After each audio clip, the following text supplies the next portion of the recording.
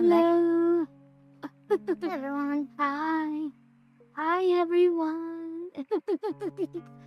Good timing, Mizu. Hello, was talking to me. Oh my gosh, so many ribbons today. Oh my goodness. Kenzo and Nara and now Frost. Good job. I've played Smith, Nara, Dr. Dritz, Yasher, Ruby. Hope everyone's doing well. Hi, everyone. You drawing thumbnails? What are you drawing thumbnails? So I was going to draw a picture for the art thumbnails. Oh, fun.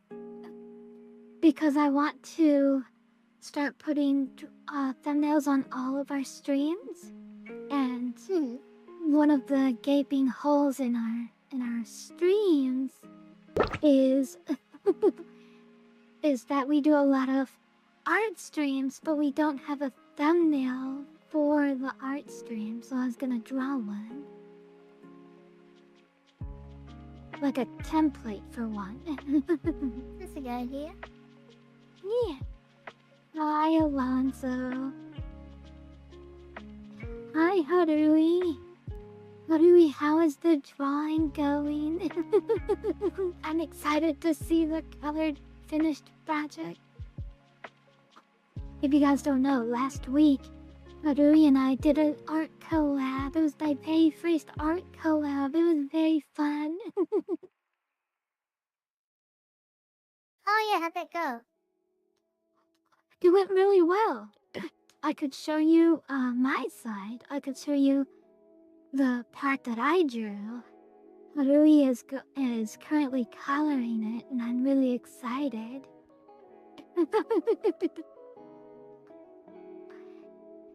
Oh, Mizu, I'm gonna boop you in DMs real quick.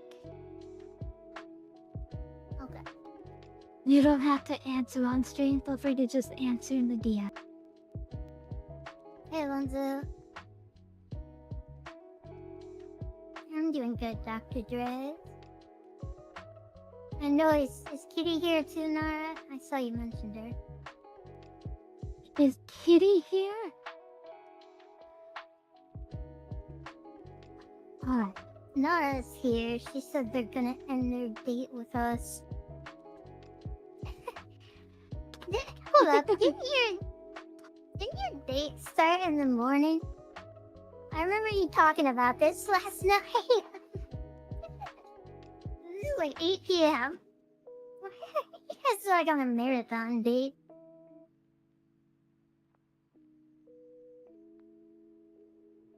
Oh, you gotta add Umaru. Perfect. Okay, Mizuki is gonna go silent for just a moment. There she goes. Bye, Mizu. We miss you. Poor Mizu. She's gone forever. Poor Mizu. Gone and never to be seen again. Everyone's names changed colors. Bladesmith was green a second ago for me, and now he's orange. How did it happen? Oh, thank you, Bladesmith. Did you guys skip the Lava Prime stuff, Nara?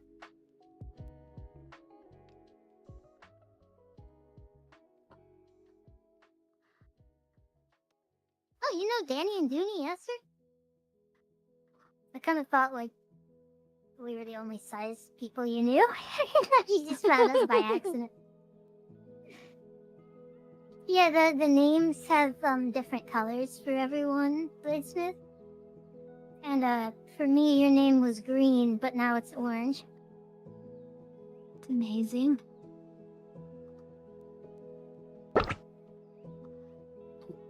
Okay, so here is the half of the picture that I did. And keep in mind that the goal was I want and then have Harui is going to color it.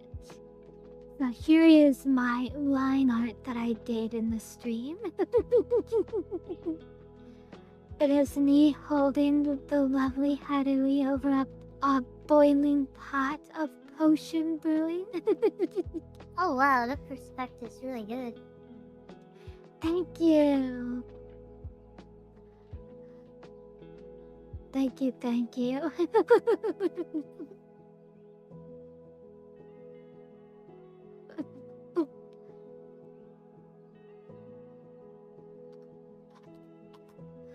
And now, so Harui is currently working on coloring it, and then we're gonna post it online, and it's gonna be great. I'm excited. But today we're doing a art thumbnail stream. So I gotta get art and drawing stream references. Yeah, they're nice people, yes, sir. We've collabed with Dooney before. Not Yes, Danny, we've though.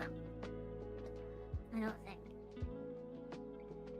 Catbox Danny? No, I don't think we've. Yes. I don't think we've done a collab with Catbox Danny.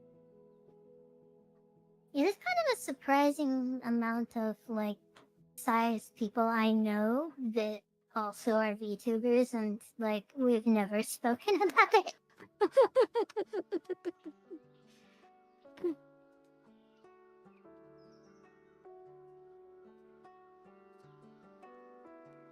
There are Oh, quite I'm a sorry, bit out there. Bladesmith.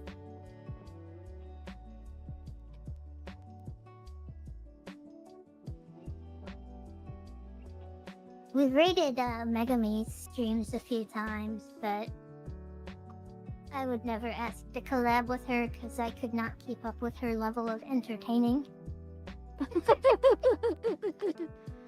I can do it. Yeah, you can do it. Not me, though.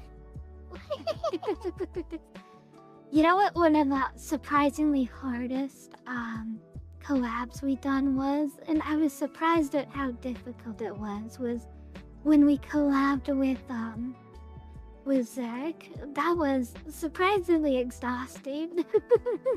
Which one was that?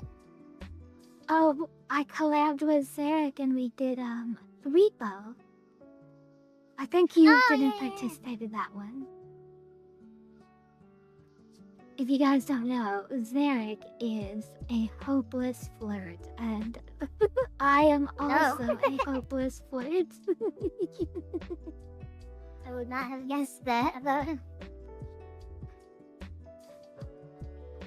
And one of his lovely chatters, I forgot her name, but she was like, "Oh my gosh, these two are too much for me. I can't keep up." Sleep well, Zarek. I hope you can get some rest. Or not Zarek, sorry, Bladesmith.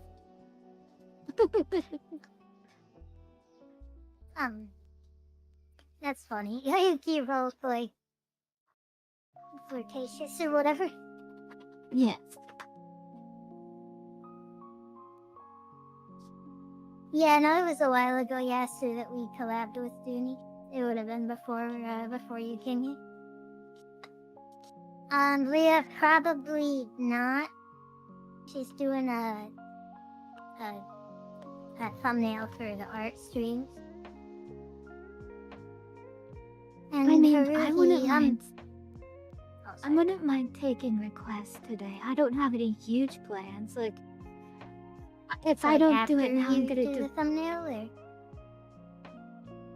I mean, that was the plan, but I always have to come into every stream with a plan in case we don't get any art requests. So yes, I am taking 2 art requests, and if we don't get any, then I'm going to do the original plan. You sure? Because like last time you were saying how we were saying how like you end up getting like overloaded with requests from this, and then you don't get your stuff done, and then you have to finish them off stream. Oh yeah, but that was because of the monthly drawings. Oh. Not that. Leah, thank you for the $20. Thank you for the tip, sweetie. Yeah. Alrighty, What you did gotta the- have a collab with me to balance it out. Oh, I think Alonzo. Go ahead, Mason. Haruhi, I think size people tend to become artists just as a way to like make more size content. Like, that's my theory anyway, because like a lot of size Twitter people are also artists.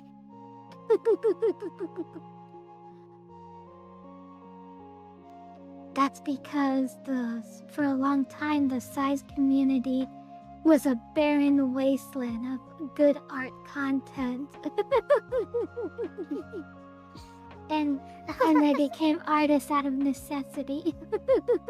That's honestly like a lot of size artist stories. Like, I wanted specific content and I wasn't seeing it online, so I decided to make it myself.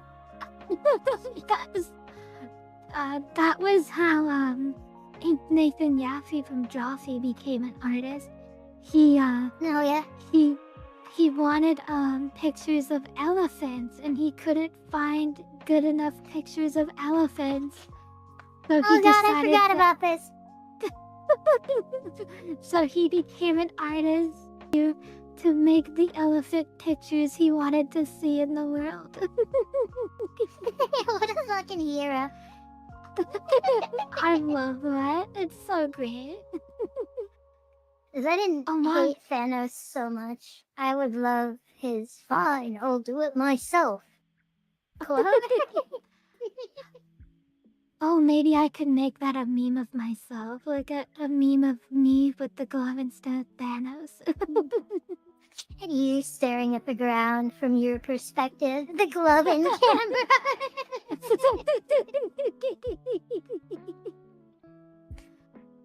That's a fun idea. Alonzo, yes, I do I want to get that meme done. Yes, that looks so good. Oh yeah, Leah hit the buzzer like as soon as the question was asked. Like, I didn't even finish processing what the question was, but I knew I was answering it.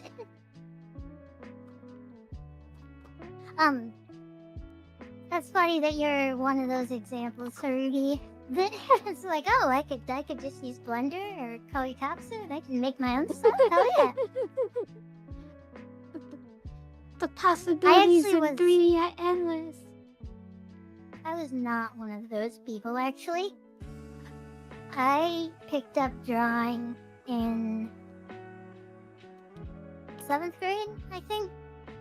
Like, my very initial starting of it was in 7th grade when I was sitting next to a person who was drawing. Memory's bad. I want to say his art was pretty good, but like, I was 12 and my standards were a lot lower, but I remember it looked like anime. And so like, I made him show me on the bus home how to draw. So I got like 15 minutes of drawing lessons, and then I went home for the weekend and spent the entire weekend just drawing. And like, I filled like 50 fucking notebook pages with drawings. Oh my god! And they were all hot garbage, like completely horrible. But it's like, I was just so excited at the prospect of being able to draw anime. That's wonderful.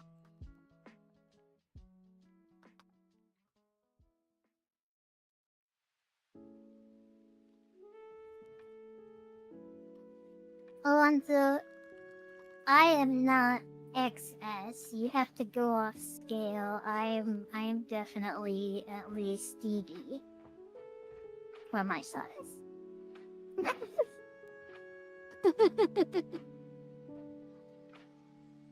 Did you guys know that Japan's bra sizes are not the same as, like, in America? Like, a DD here is not the same as it is there. I did know that. I learned that from you.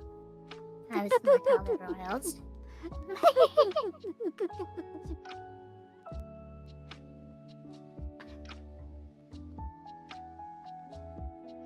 Oh yeah, my Thank you, girlfriend Nora. is what I would describe as American sized. And it is very hard for her to find clothing that fits her. Oh gosh. Is that bad, huh? Yeah. Poison tea, yeah, so like smaller in Japan, so like a D cup in Japan is smaller than a D cup in America. What? If XS was height, then what was the DG? What does that mean?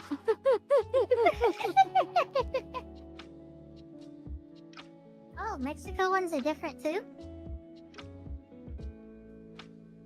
Wait, yeah, so what if, I feel like I'm missing something. You said the elephant in the room thing. I'm confused. Oh! Yeah, but you said Mizuki and Kyushu are example DD and XS. Maybe I'm dumb. Hey, why did Kyushu get bra size and I got height? I'm guessing because my booba are bigger than your entire body. Well, that is a fair point.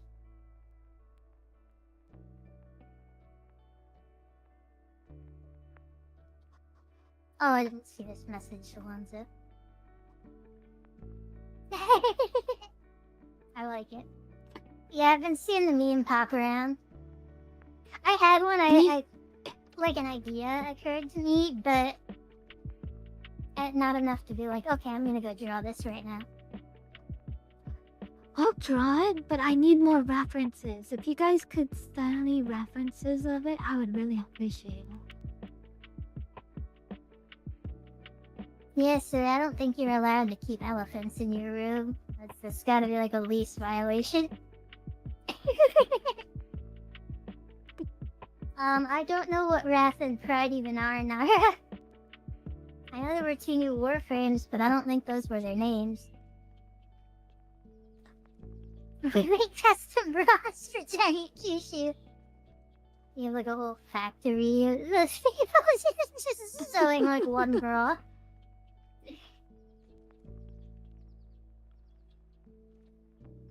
Mizuki sent Well, me a picture from My Dress Up Darling, and it's Darling, or it's the main girl. I don't know the 2 characters' names. And then it was 100 of the tiny darlings, all customizing her swimsuit. Amazing.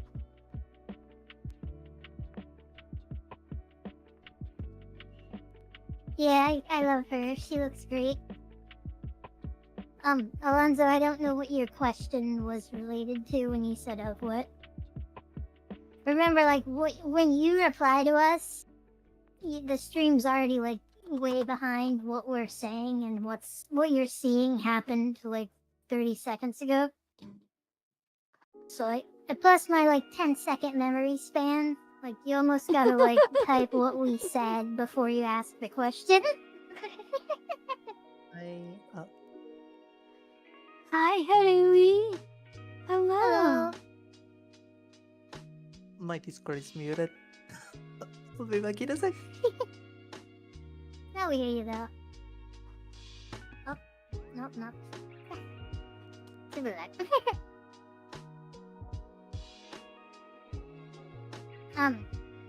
Alonzo. Oh! Yeah, of that meme, I think is what she meant. So, it's it's not really like a reference kind of thing because like the first picture is basically the same no matter what, and then the second picture can be whatever you want. Okay. Welcome back, Haruhi. Like the first picture. Oh, sorry. No, go ahead. Go ahead. The first picture is like it's just someone saying, "Hey, your bra strap's showing," and I think they're all like the exact same picture, basically. But I might be wrong. And then the second picture is like there's no format. It's just like whatever reaction you want them to have to it. Oh, so different ones have different. I thought they all had the same reaction. So maybe I'm. It's no, it's only the first part that's the same. Like, okay, here, look at this one I'm sending you that Alonzo sent me. That means he probably sent it to you first. So, like, Okay. the Yes, first I have picture seen that. is pretty similar among all of them, but then the second picture is a completely different thing. Like, in this one, it's him saying "Woo, freedom," and he's in her cleavage. But in other ones, I've seen him like lift up their shirt, and they'll just be like, "Oh, how about now?" Or one where I think they were like just laid their boobs on the table. Okay. So this. I think I know exactly what image are you talking about. the bra strap meme. Yeah. I'm definitely gonna. I guess I just hadn't seen because the only one that I've seen is the one that Alonzo sent me. So I haven't really seen like. I don't know, like where the. But I get it that she lifts up her top and there's a tiny guy trapped in her bra. That part is the part that's different. Like that's not the common trope in all of them. That was like unique to the one Alonzo showed you. Right. If that helps. Yeah, Alonzo did mention that was the first one that was size related that he saw. Yeah, the original was only like they showing the full bra, if I'm not wrong. Yeah. And things just escalated from there. My idea was to have like a bug-sized tiny person saying it, and it would be like from a kind of low angle. Like the girl would be like walking by, and the tiny like ant-sized person would be like, "Hey, your bra strap's showing," and then the next picture would like it'd be like them looking down with like cold indifference and a single finger smushing the tiny into the table. Oh no! It's not being shown anymore, is it? I think what's kind of dumb though is like they're saying your bra strap is showing, but like they're wearing a shirt where that's the intent. Like it's designed to show your bra strap. It's like if you're wearing shorts and someone says like, "Hey, your knees are showing." Like, yeah, no shit. Oh yeah, but Wait, your show me the one you're IQ is talking about, still. Lanzo. Oh, burn. Damn. How are you? How are you, lovely Harui? I am barely alive. I should have gotten out of work 2 hours ago. I just got out of work like 20 minutes ago. Yeah. Make you stay late? Yeah. Because I work on as an interpreter, so the last call kinda went a little bit over. Oh, like you translate between languages for two people? Yeah. Oh, that's cool. Thank you. Yeah, and usually like the longer they go is like 30 minutes to an hour. We were there for 4 hours in one call. Oh my Oh my lord. golly. Yeah. At what point do you just start sabotaging them to end the call early? I wish Because you said I your mom's a bitch. I wish I could do that, but honestly, I think that would have made it longer because the problem was that it was a lawyer calling his client, Oh no. Oh. and That's rough. the client just refused to understand anything. Oh no. How Like can you I translate lawyer E sounds really hard. yeah, it I is. imagine. Hmm? No, I was just agreeing. Yeah, it is. It is. I my throat is like horrible. I was gonna stream today, funny enough, but my brain is just not physically capable to do gaming right now. Sometimes you just need a break. Yeah. Oh no, my stylus is missing again. No! I'm gonna have to Does this buy keep happening? Mizuki like 3 different stylists just so that she has backups. Yeah, It's you because might be able to get them cheaper with a packet. it's because I leave it like on top of my drawing tablet, and then it just kind of sits there for like a couple weeks, and my tablet's like right behind my keyboard, so it gets like knocked down at some point, and then I gotta find it. Ah, dang. Yeah.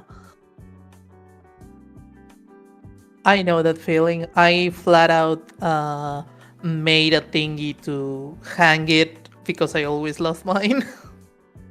No, nice, that's smart. No, Yeah. Alonzo, you're thinking of when I bought the backup nibs, the little like tip that goes in the stylus. I have like a pack of those. Oh. So And hi, apparently, Kitty, welcome to the stream. hi Kitty. Ah. Ah, found it. So apparently at my last job that I had, it was super common for people to say that they that they could speak different languages, but they actually couldn't. They just did it to make themselves more desirable for hire. Oh god, how do you Oh even my god. bluff that? Like, it's such a crazy thing to lie about.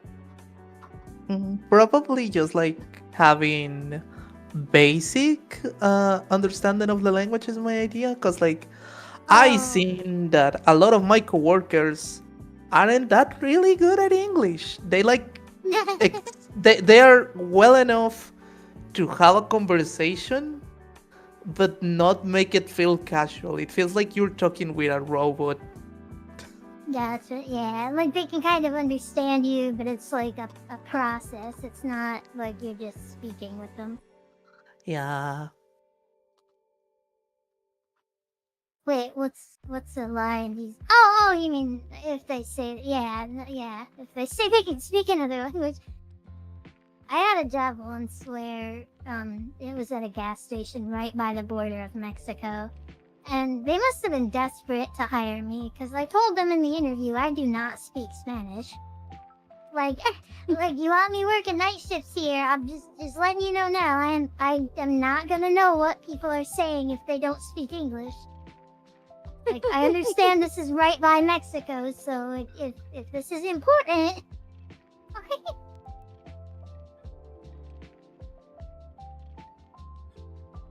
Yeah. I was like, I learned English, and it was funny because I live on a very tourist city. Um, and I used to just work for a restaurant, and it was funny. Suddenly, the place got filled with people. I don't work on tables. I worked on the drive-through, but Huh. they dragged me out because the place filled with people who only spoke English. Oh They were like, "Hey, do you want to work on the tables today? You can keep any tips." And I'm like, "I'm going to die here. The place is full. no! I know I have not been trained to do this. I'm gonna do it anyway." And I did it. I swear to God, that's like every restaurant job. I haven't been trained to do this, and they're making me do it anyway. Yep. At least they didn't make me like share tips or something, because I wouldn't have done it if I had to share my tips. I think This is every like, job. y'all go speak English with them. I'll wait.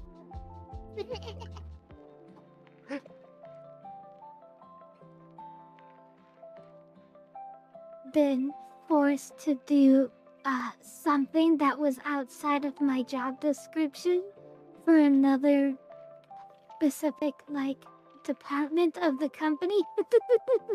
Yes.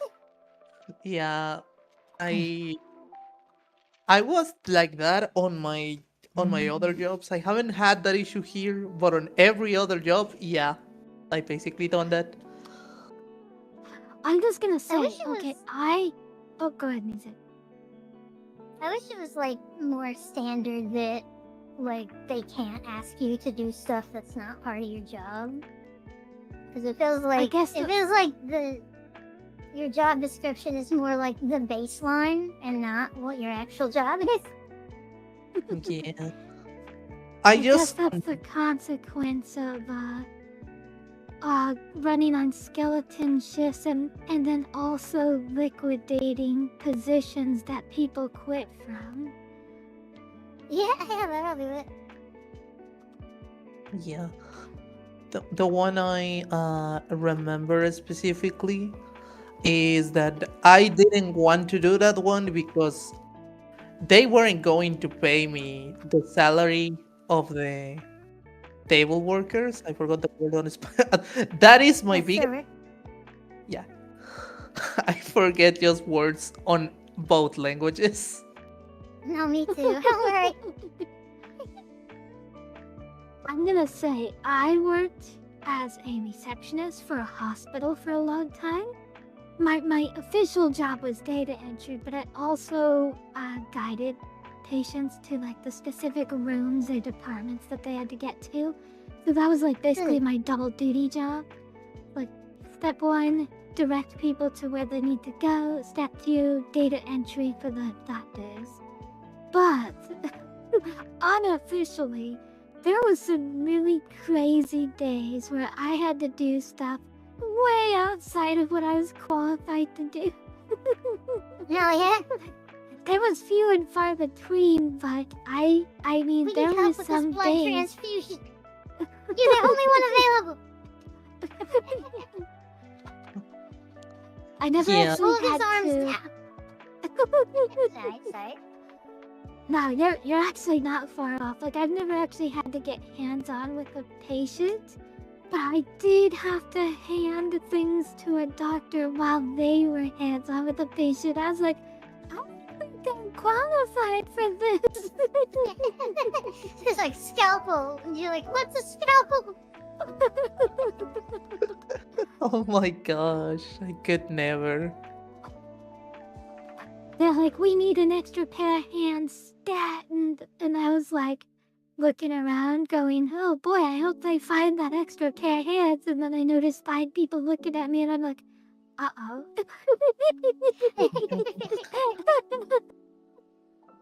That's crazy. Real quick. Yeah, sir. Is English teacher like a really good paying job where you're at or something? That's a very unique thing for a parent to say, I want you to grow up and become an English teacher. At least, like, for me because I live in an English-speaking country, but I know like in I think China, English teachers are paid really well. I can say in Mexico they are not paid really well at all. At least my uncle, Aw. who he was an English teacher, he had the same salary as any other teacher. So not Oh, good. damn. Yes. Hey, Mexico also has bad pay for teachers. We're brothers. Hey.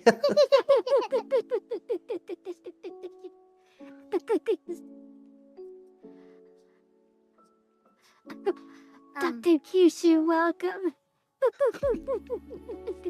I think probably the craziest, or well, not craziest, but the most like this isn't my job thing I had to do was when I worked at a hotel. We had this guy who lived there because they like let people live there. And he was a paraplegic, so he was in a wheelchair, and he would get drunk like every night. And one night I got a call from one of the rooms that there was a guy like laying on the ground outside by his wheelchair. And so like me and the security guard had to go out there to see what happened. And like he was drunk and his pants were half off and he had like shit himself. And we had to get him back into his wheelchair, and it was like, this is not my fucking job. Like, at least I'm not gonna leave him there, but it's like, I don't know, like, who else is gonna help? Oh my No. golly. That's fucked up. Yeah, I think the worst situation that I've been, it's a guy that was like threatening to kill someone because I translate for No, God. 911. Oh my god! Oh It was like my god. he was just drunk. He wasn't an actual danger or anything, but he was just. They were trying to talk about anything with him, and he was just, no, but I'm gonna kill this guy. And I'm like, dude, chill, please. Wait, when you're translating it, do you like translate the energy too? Like do you say it with the same energy that they did, or do you just say like he's really mad? He says he's gonna kill someone. You first of all, I have to do it on first person. I have to like I don't I am not saying, I cannot say he's saying. I have to go, Oh, I you am say it going like to. it's you. Yeah. Oh my gosh. That's Which awkward. is, yeah, and when they say inappropriate things, I have to ask, hey, this person just said something bad, do you want me to translate? Are you sure you want me to say this? Yeah, because like for example, let's say it's for a cop that's writing, or like a judge or a lawyer, and they need to get the Huh. statement word by word. So if the other person just starts throwing obscenities, I'm like, I guess I have to do it. I'm not enjoying it. It's not like I enjoy saying obscenities in my job. This is what I'm paid to do. That's one of those That's exceptions, though, where, like, no matter what the person on the phone says, like, that's just what you're paid to do, is tell the police what Yeah. this person is saying. Yeah. It'd I probably imagine be it's awkward not because, like, fun. if they get into it, like, if you're talking in first person and they just get into it, they're gonna be talking at you, like you're the person. So if they're like yelling at the cop and you're like saying, you're just repeating him saying like, fuck you, pig. And then the cop starts replying like it's you saying it, you know? And he's like, no, fuck you, dude. Yeah, it's like I'm fighting with myself. It's hilarious. One time I was with this might be a little bit of a heavy topic, so I'm just gonna burning because it No, was this like is the a juicy stuff. You keep talking. okay, so a parent who had hit their child, Oh no. and because their child was vaping, and they found the vape, and she left home. She said she was going to school, something like that. I don't remember the exact story. Point is, the cop knew that the child was just doing these things because that child was not being taken care of at all. Oh. Have So you the ever? cop, oh Go ahead. yeah, and the child spoke both English and Spanish, but her mother, who was the person who hid her, only spoke Spanish. So the cop was like hours and hours. Like I think he was like Nah. like 30 minutes in a row without letting the mom talk, just telling her off. And honestly, Oh, damn. I'm gonna say it because I agreed with the cop. Yeah. It felt amazing being able to do that. I feel like okay, I think I get why some cops get power trips. It's funny, you and the cop like synchronized, like you're on the same wavelength. You're just At so repeating shit you would have said. yeah, generally there is a point where he had to talk with the father, and this is something that they can do, but they do it on very few occasions, usually only on 911 calls. That Mm. because it's faster, they tell you take over the call. Like Oh, they can tell you that. that would be scary. Like you just It handled is. it. Yeah, one time I Do had to my do that. job. That one time I had to do that with someone who was on a bridge. Let's That- say it like that, so Twitch doesn't get mad. Oh, okay. Okay, yeah. In And that case, I could see why they would be like, okay, like you handle this, bud. Their life is in your hands. yeah, they were That basically like, hey, dude, this person is not gonna wait for you to repeat everything they say to me. So can you do that it? is. And they trained us for that. So I'm Oh, like, okay. You were trained for yeah, it at least. yeah, Okay. not completely, not as much as a cop, but I have enough training to handle it, and I was able to help Yeah, because I it don't know if was. cops get training at talking people down. I think they usually just. They do. They don't pay Oh, do attention to they? it most of the time, but they do. Yeah, but yeah, they basically put me with him. I was able to talk with him because thankfully I know that there is. To put it short, it was an immigrant who was taken to the U.S. because of their partner. Huh. But their partner basically just brought them to the country to treat them horribly and abuse them and all of Oh. that. And they got to the point of, you know what, I don't want this anymore.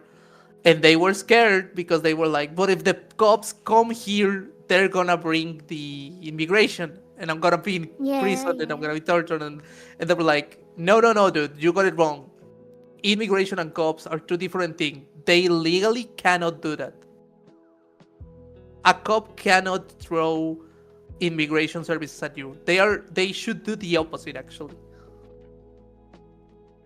I know very That's good. little about this, but I know it's a common problem that when people will come here on marriage, that they might be in an abusive relationship, and then like their citizenship is like in some capacity tied to them.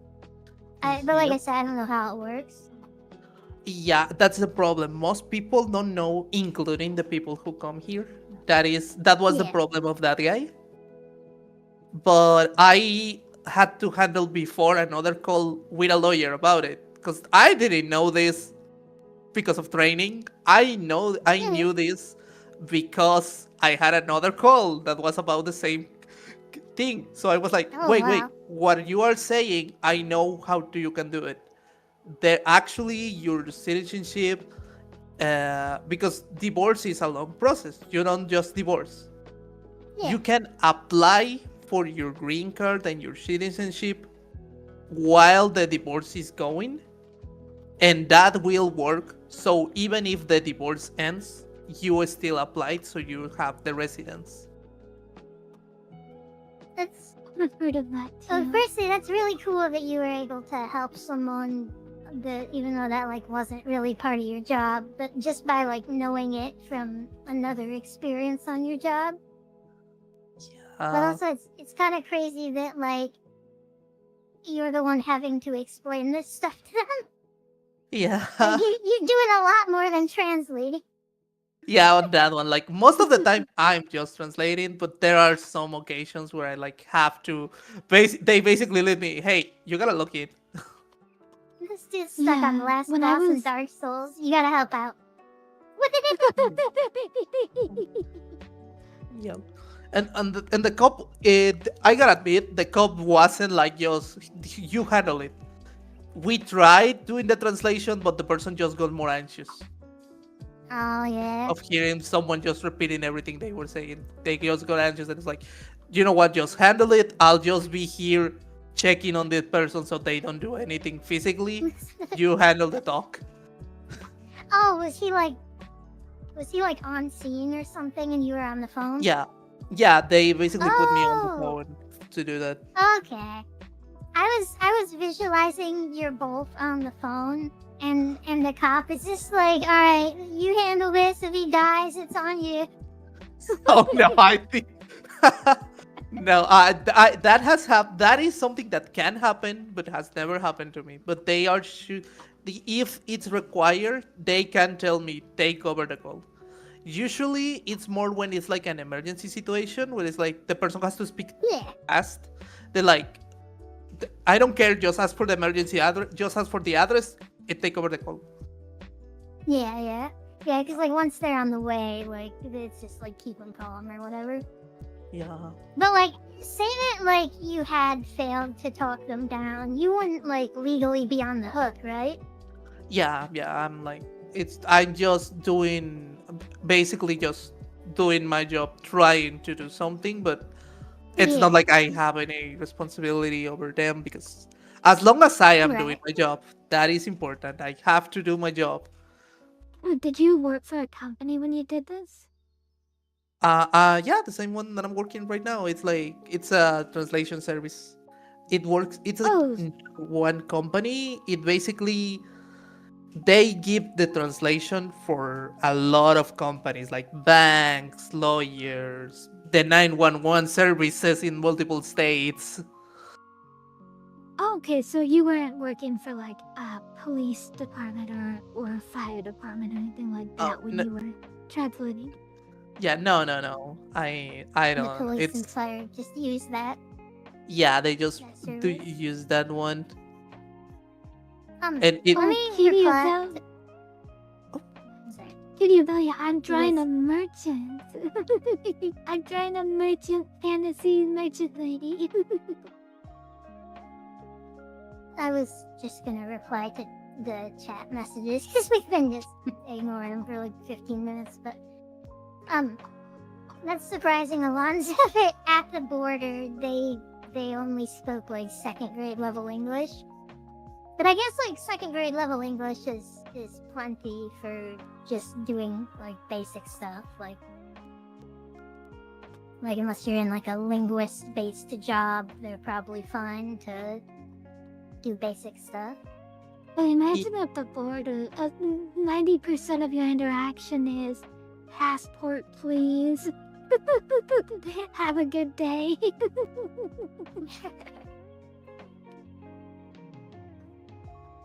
Yeah. Let me read what Yester When- said.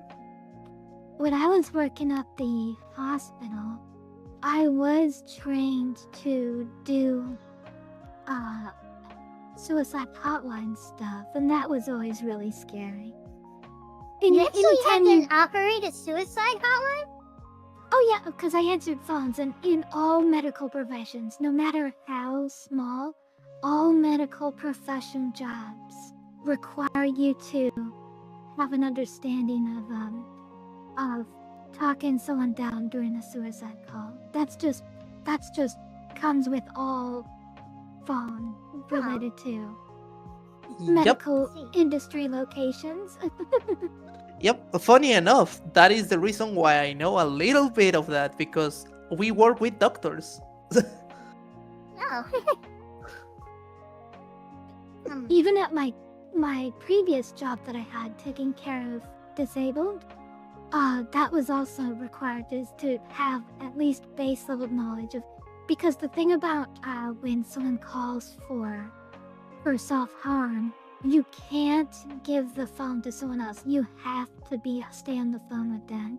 It is a rule that you can't, unless you're just absolutely unqualified to talk about it, you can't pass the phone to someone else. You have to handle it yourself. Because the person on the other end might think like you don't care or something, or what? Yeah, they're extremely volatile, and you don't know what's gonna set them off, you know? Yeah. Real quick, yeah, sir, I needed to reply to him, so. It's interesting that, like, you happened to learn English, but had no interest in being an English teacher when... Okay, I'm wording that wrong. That's interesting that despite having no interest in being an English teacher and people around you not speaking English, you still learned it. But I'm glad you were able to find something else that you wanted to do more. And let's see, Poison Tea, thank you for reaffirming my questions earlier.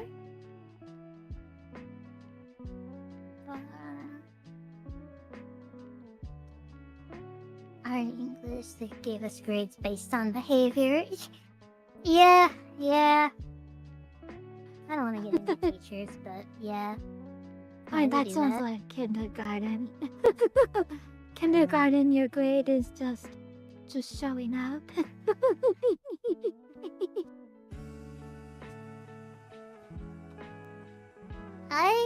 If I was working a job where I had to try and talk someone down from suicide as like a random one-off thing, like in the middle of the night, like I'm just sitting there minding my business, watching YouTube, drinking my soda, eating my sandwich, and then I got someone that trying to fucking be off themselves and I gotta talk them down, like, if I successfully talked them down, it would have just been a really crazy night. But, like, if I failed to talk them down, I would be quitting that job immediately. Never doing that again. Yeah, no, I don't know how I'll feel if I ever not able to do it, honestly. Yeah, just having that responsibility put on you is huge. Like, you can't be responsible for someone else's life that you don't know. And we had a girl who successfully talked someone down, and she still quit the next day because she just felt like it was too much stress. Reasonable. Yeah, I could definitely see people doing that.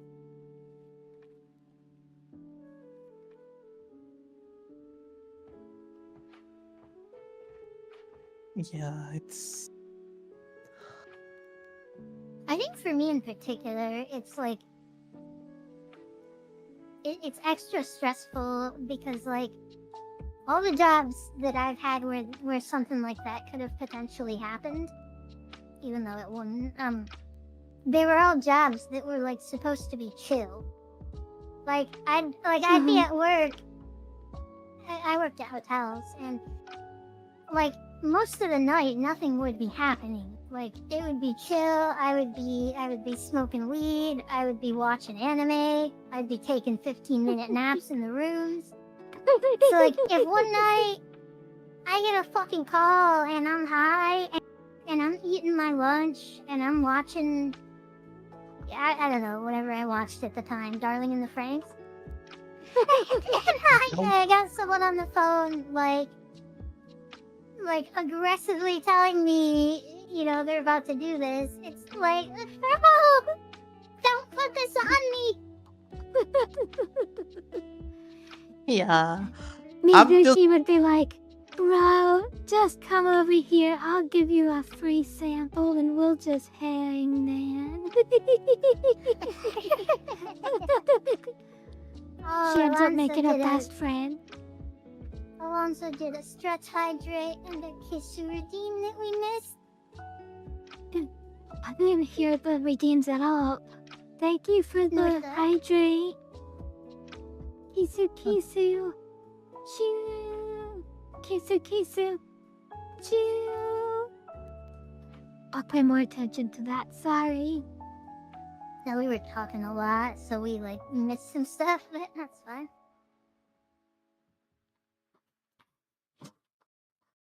As Jenny. chill as my job was, Alonzo, I was not really happy.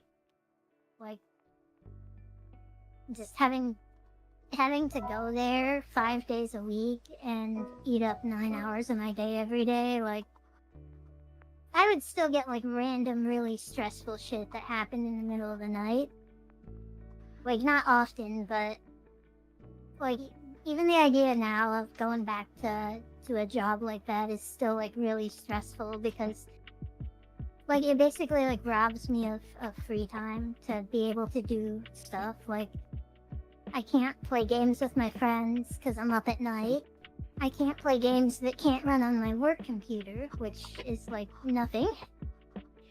You know what I mean? So it's I'm basically still isolated for 8 hours straight.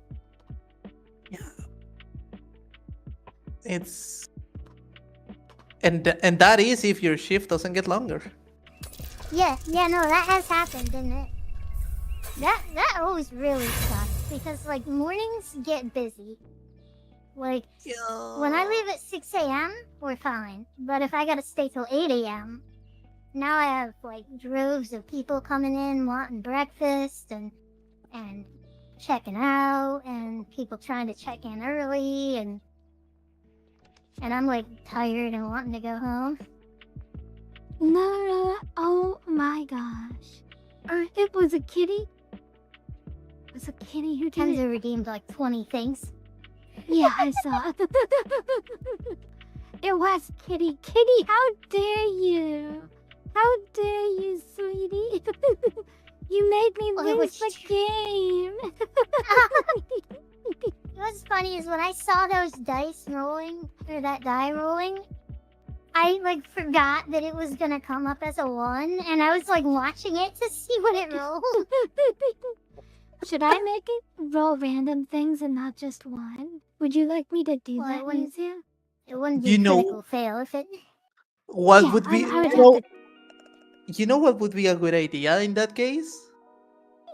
Make Okay. it almost always a percentage of doing the critical fail, but a 0.01% of being a nat 20, and then it would be your failed. Oh, that's kind of fun. By the way, all of you just lost the game because I just was reminded of the game. I'm so sorry to all of you. Poor souls So- who didn't free yourselves from the game back in 2013 with that one post that was going around that allowed you to exit the game permanently. Yeah. There's I no remember real- there's when no the real game. exit to the game. I remember when the game even became a thing on the Spanish-speaking communities, and it was like, wait, what?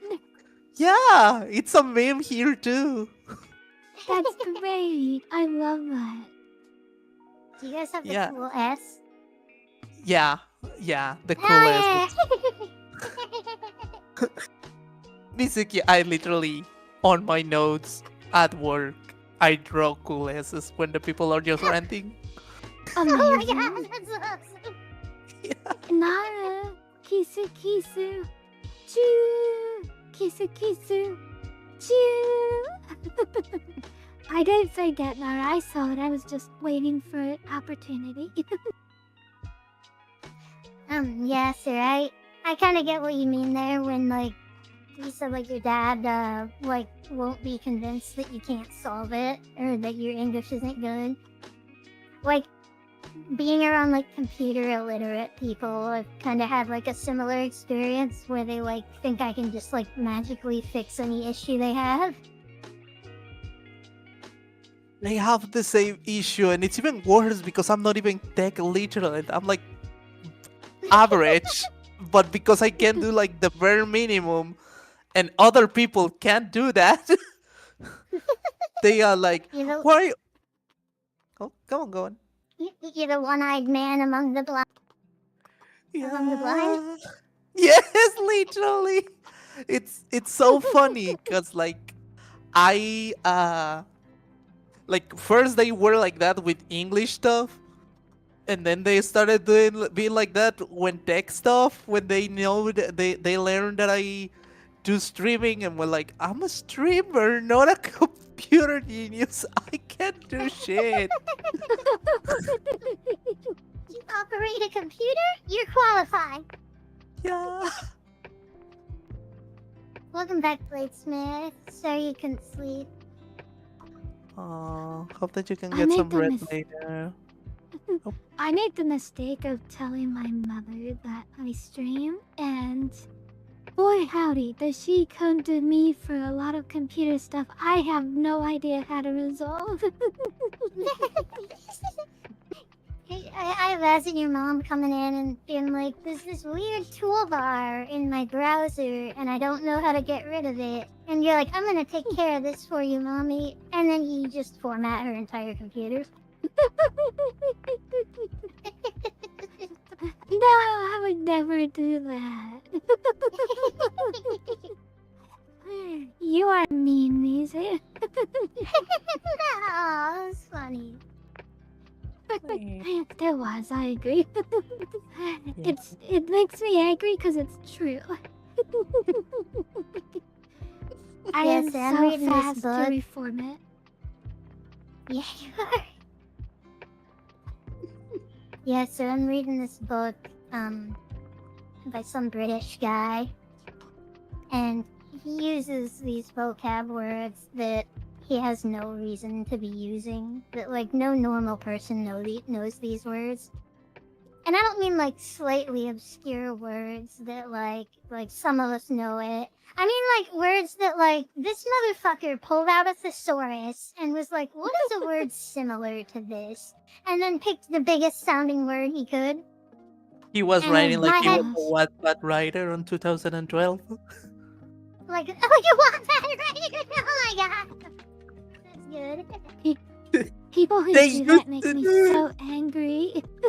You know the Yeah, worst me part? too. When I was very young, I used to do that to try and so smart when I did fanfics. Oh, yeah. Like, girl, you're writing the most boring plot about enemies to lovers, most generic shit ever. Why are you looking for pompous words? I eventually just like stopped like googling what the words meant, and it's like if I can't make it out based on context, like whatever, it's his fault. My headcanon is that it's because he's being an elitist British snob and wants everyone to think he's really smart and good at writing. Again, just like Wattpad writers in 2012. I found a friend who uses these really dumb words that no human has ever heard before, that only technically exist in the English language. And this person makes me so angry because they'll go like, oh, have you not, like, Shalamadoned your armor in this game yet? And I'm like, I've read every word in this game. I've beaten the game. I have no idea what Shalamadon your armor is. So I said, no, I never... Shalamadon, like, just some random word that I don't remember what the actual word he said.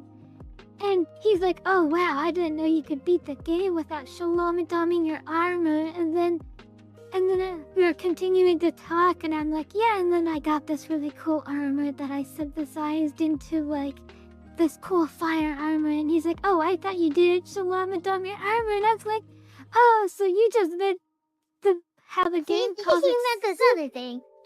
Yeah. You mean know this word how... that the game gave a clear, exact word for? You're using some other word that you randomly chosen? Great. That's how I feel with fighting games, but the other way around. Because, like, the fighting game community was like super old, so they keep using terms from the old games even to this Oh day. yeah. Like they like playing Dragon Ball Fighters. I'm like, do the DHC, and everyone is like, the what? And it's a Marvel versus Capcom thing, so they have no idea what the hell does that mean. They're just like, I know they're like really technical over there. They have like a lot of tech terms. yeah. Again, most of the things, the biggest problem is that the games want to be flavored, so they call the same mechanic something like Super Dragon Rush Ultra. I don't know, and it's like, yeah, and it's just a super super. armor. Yeah. Yeah, yeah. That is the biggest problem with fighting games. So the fighting game community just decided, you know what, we're just gonna call it the same thing that we've been calling it since the first game it came out. The problem is that that thing is still super. Like, if I tell you delay hyper combo, what do you think that is? I don't know. I don't know. Yeah, Okay. exactly. If I'm gonna. Yeah, Yeah, I have no idea. No, not even a guess. Okay, I can explain Okay, it. No. my guess. Okay, my guess is delayed hyper combo. Is that what you said? Yep, delayed hyper combo. I'm gonna guess it is a combo, obviously, that you hit multiple times, but you do it as a reaction to when the opponent hits your shield. So like you hit their shield and it's a punish for them leaving themselves open. Yeah. So, first things first. The fighting game community will have eaten you alive for saying shield instead of block because they really don't like Smash Bros. I don't care, but a lot of people really. don't like Yeah. I Well, always do that as a joke. I'm always like, they make a comment about the Smash, and I just look at them like the meme of the guy in the movie about the Germans where he does the three fingers, like. But some people Fun. take it seriously. Yeah. But yeah, that's actually a good guess, but no, delay hyper combo.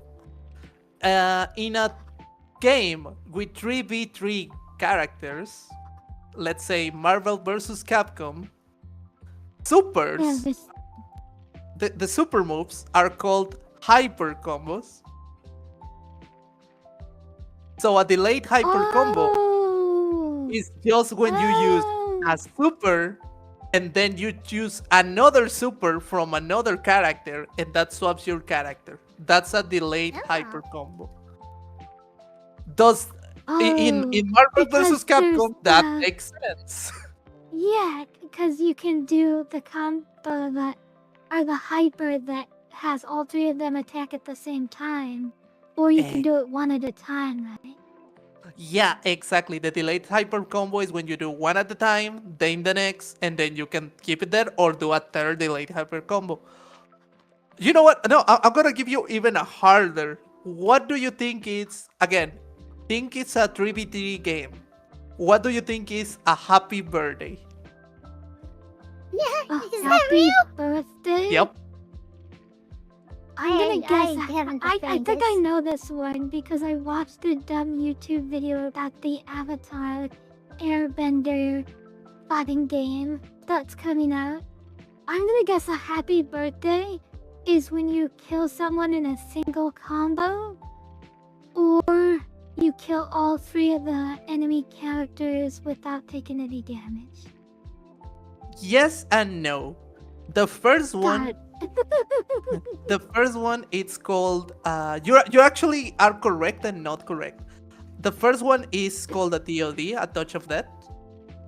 That's when you kill them on one combo. When you kill 3 characters, that is called a Merry Christmas. But that is a joke based on that the original Happy Birthday is when you only kill 2 characters. So you were very close, Ah. basically. So Merry Christmas is you kill two characters, and then Happy Birthday is when you kill two characters, and then like, what's an even bigger thing than a Happy Birthday? A Merry Christmas when you just kill everyone. Okay. That's funny.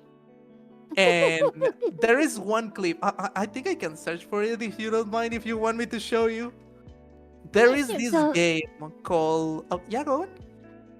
So if I was to do Mars super move in Smash Bros, and I hit two of my opponents, but I failed to hit the third one, and it auto kills the two opponents, that would be a birthday. Yep. I don't know if it works on that kind of game, because the point is that in those games, the only way you can kill two characters is if they like use the assist that just comes out, gives an attack, and then it disappears. And if you get them before they throw the attack, you can just hit them both. I'm gonna send you a clip. This is Skullgirls. In Skullgirls, there's a character called Big Ben who has a super move that lets you play the actual trumpet that he has. Like, you press buttons and he does sounds with the trumpet. Oh, that's cool. Oh, Eh. they played the happy birthday song? Oh my The god. guy That's so grabs- funny. It's so disrespectful because this was on a tournament. Oh, that's rough. My gosh, that is hilarious. And you're like, yeah, you're like, oh, this is terrified. It's a combo. And like, oh, they're dead. And then he just goes. "Doo-doo-doo-doo-doo, doo-doo-doo-doo-doo." That is so. Oh my gosh. That's a career-ending move right there. I don't remember if it was this one or another one that was like super epic. They did something super funny and then they lost the entire set. Aw. It was like they won the psychological war, but they lost the actual war. Say happy birthday. Look, Let's see if the Happy can bring us beauty. back. It almost has 5 meters. This is actually terrifying. Oh my goodness. What were you gonna say, Mrs. Happy Harry? birthday. Oh my gosh, Yes, that's I so got a kill, funny. I would almost I didn't think that would rather kill. have pulled off a really never- cool Yeah, like, get some happy psychological birthday. move Let's see than if Happy can bring have us won back. It almost has it. 5 meters. This is Like, actually Yeah. like terrifying. both of them are great, Oh my but goodness. I don't know. One of them gives you money. Happy birthday. Yeah, that's true. Yes, I got a That kill. is the biggest difference. I, was like- but I yeah, didn't think that would I kill. love fighting I've games so never much. I'm seriously. cackled that fucking hard. No, I was just gonna say I always liked Big Ben's design, but go ahead. He's amazing. He's one of my favorite designs. Yeah, I always love fighting games because of moments like this. Because unlike other genres of games, you cannot blame anything outside of yourself in fighting games. Yeah. Like, I feel like people do, but I feel like they. My They do, but controller what's- was sticky. Oh, that's. Have you heard of the term "no Johns"? I have not heard of that term. Basically, No Johns. yeah, John was a guy who, in every single tournament, every single time he was losing, he would blame anything but himself. So basically, it became a meme that now when you say, accept you lost, it's no Johns. Don't pull a John. Just accept it was you. Oh my gosh, he became known as the my controller, the loser. sun was in my eyes guy. Yeah. Literally. He was hilarious. Yeah, sir. Congrats on graduating from the technology college. I did read Oh your my message. I gosh. just was waiting for a chance to Oh, reply. awesome! Sorry. No, Congrats. no, you're fine. That You is really impressive. Congrats. I played Marvel vs. Capcom 3, and I played some of the old Budokai and Budokai Tenkaichi games. And I enjoyed them, until I tried to play online. no. Uh-huh. It's once I learned like how serious and how high the skill ceiling is on fighting games, it like genuinely took so much interest out of it for me. Cause it's like The- I will never be that good, and I'm not willing to put in the effort to become that good. I'm gonna tell you now. That is a minority of people. Oh yeah? Yeah, like a lot of people, including myself, I'm obsessed with fighting games. But even then, um, even then, like I'm bad at the game. I'm really bad at those games. I know a lot of the theory, but the practice is I'm just bad at the practice. And most people are like that.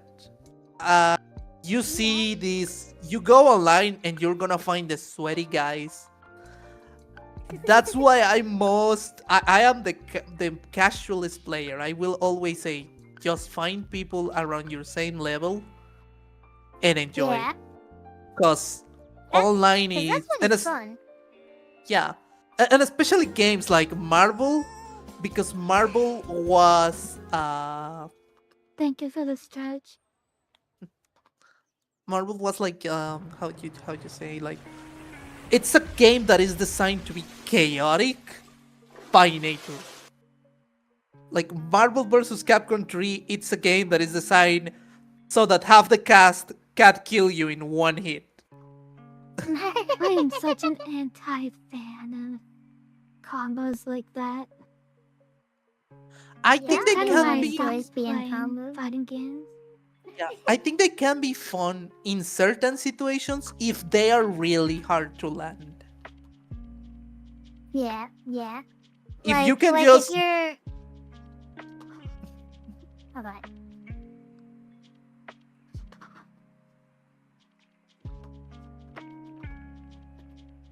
I have two fighting games that were ever really noteworthy for me.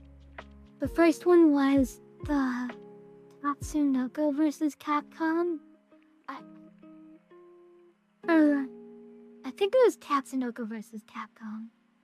one where you can play as Uh, Roll with her broom. Yeah. Yeah. Oh, it just said that everyone is. Is the stream going? Is everything okay? Is the stream going? The screen looks like it's going. I have it open on my screen. Mizuki, are you there? Yeah. It's still Okay, on for me 'cause I- too. I have a notification that OBS crashed. But it seems Oh. to be fine. It's like when you take the disc out of your PS2 and the game keeps going and you're like, I don't know how, but it's still going. Oh, dude, you just remind me something that someone did one time. We had a very old, very broken computer. Out of curiosity, while it was still running, someone took off the RAM. Oh shit. Yeah, and it kept running for like 5 minutes. It kept doing a YouTube video, and then half the screen just went blank. Oh, no. And we were worried, like, oh my god, did you break this thing? This ancient thing, did you break it? They put the RAM back. It worked and restarted the computer. It worked like nothing happened. That's amazing. Yeah. Okay, the stream did blink. Okay, thank you, Poison Tea. I'm glad it didn't restart though. Yeah, blinking is way better than restarting. Yeah, I hate when it restarts. To reply to Kitty from a minute ago, what do you mean when you say in Smash tournaments player reports got priority on inputs? Yeah, What does that if sentence mean? I could explain that if you want me to. Oh, yeah, sure. Basically, if two people die at the same time, player one wins. Oh, Yep. that's wow, that's crazy. Yep, there was no. That's only for the older Smash games, though, right? Yeah, it was up to. I don't remember if Brawl or Melee. One of those. Okay, so when Okay. she said player ports, she meant like the controller port number? Yep, the controller port literally just says you win. So like I mean, did they fix that or Well, they it was fixed on it all in games. future games, but it wasn't. Yeah. yeah, it yeah, was in like the- that's what I meant, sorry. Oh yeah, It yeah, was yeah. in They later they games. removed it, right? They removed it. They added draws. The concept of draws weren't in the game. What about final sudden death or whatever? Isn't That was what they added because of that. Oh, okay. I also know that in Smash for the Wii U, they found a glitch that still had that in it, but it was very niche. It was when Cloud did his super spin that is like 2 seconds of react. Like you have like 2 frames to react to it. It's like one of the fastest attacks in the game. Apparently, if 2 Clouds did that attack at the same time, player 1 Cloud would always succeed and player 2 Cloud would always fail, and it would go down per player. So player 3, player 4, player 5, player 6, all the way to player 8. Oh wow. But that's like the only instance of that particular bug coming back into Smash Bros. That I know of. I don't actually know very many bugs in Smash. Yeah, I. Smash I didn't play much, but I speak English. One of the main reasons I speak English was because I watched a guy who made videos of Smash with subtitles. I'm not gonna. That's You crazy to learned me that English through Smash Brothers? That's Eh, amazing. and some other stuff, but mainly kind of video games. Yeah, it was funny because like my uncle never pushed me to speak English, but sometimes he just spoke it naturally, and I think I just via osmosis I just learned. I went one day I just woke up and realized I was watching something without subtitles. that's crazy. Like were you like fully understanding it or just like broad strokes? Could completely understand. That's what I was shocked because I was like, That is it was like insane to me. yeah, same to me. I was like completely just chilling, just watching YouTube videos, and then suddenly one of the videos didn't have subtitles, and I was like, didn't notice until like my uncle came in and pointed out, "You're watching that?" And I'm like, "Yeah, I'm watching the video." And the subtitles? And I was like in shock, and I started jumping happily, like, It's like, oh my god, I learned English. What just happened? What the hell? yeah, I think You unlocked it like a power up in a game. Like you just suddenly knew English and didn't even realize it. I think that is also why my biggest problem with English is not pronunciation, it's actually writing. I have Oh yeah, trouble. yeah. I have trouble with words like "dot" or "to." Oh, thought because it's like got the GH making an Yeah, and like it has like or like "true," like it has words that have like multiple ways to write. Yeah, yeah. I think there's this funny trope I see a lot where someone who English isn't their first language, they'll write this really well worded, punctuated, grammatically correct like paragraph, and then they'll be like, I apologize if my English is bad. It isn't my first language. And then you'll get a reply from an English speaker like, you good. I wrote Just words. the letter U. Good. Yeah. Yeah, I remember that. I I remember I don't know if you've seen that, but have you seen the meme that is like if I commit an error in English, please do not correct me. I do not have any respect for this language. Oh. That's fucking great. Amazing. I used I to love it. spam that on Twitter all the time when someone was like, you committed a mistake. I'm like, actually, thank you Don't for respect your language.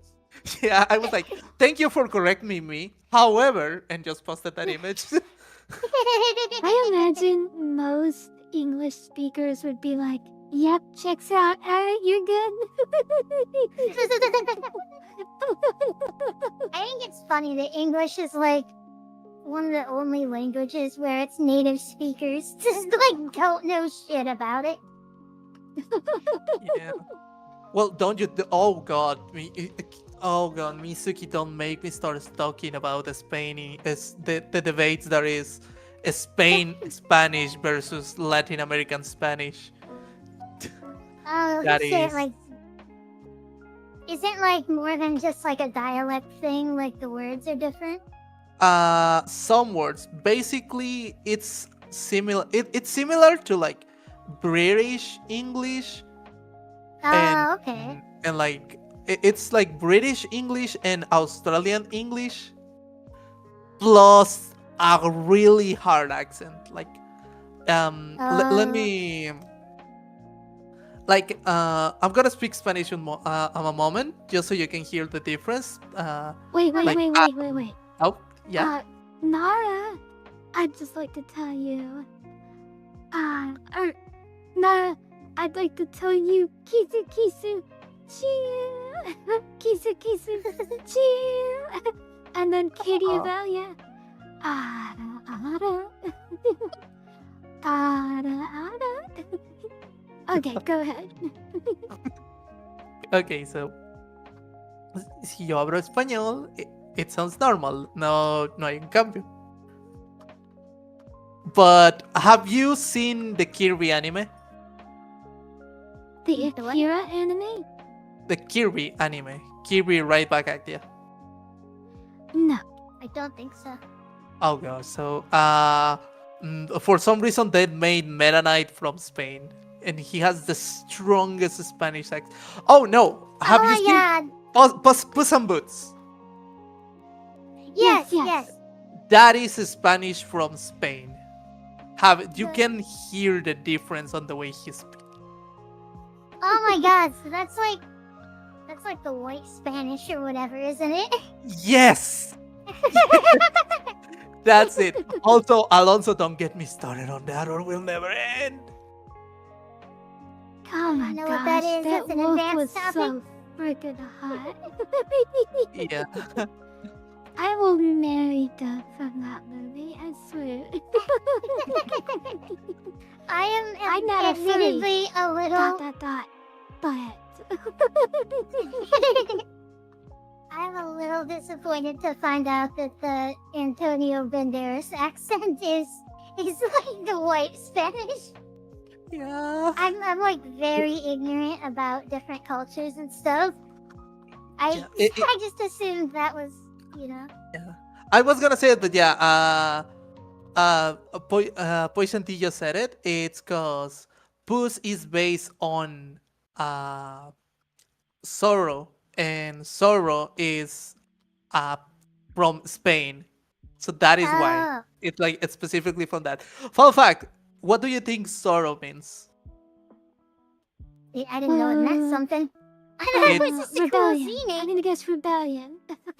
No, it's an animal. Revolution. It's an animal Zorro. Yes, cat. It better mean cat. it means what I am. You're I don't know what you are. A fox. It just Okay, means okay. fox. Zorro with two R's is just the word for fox. That's crazy. oh my going around in a mask being like, I am Fox. Basically. You know what? She's That hard. tracks. That tracks. Foxes are very roguish. Oh, yeah. There is a reason why I borrow things.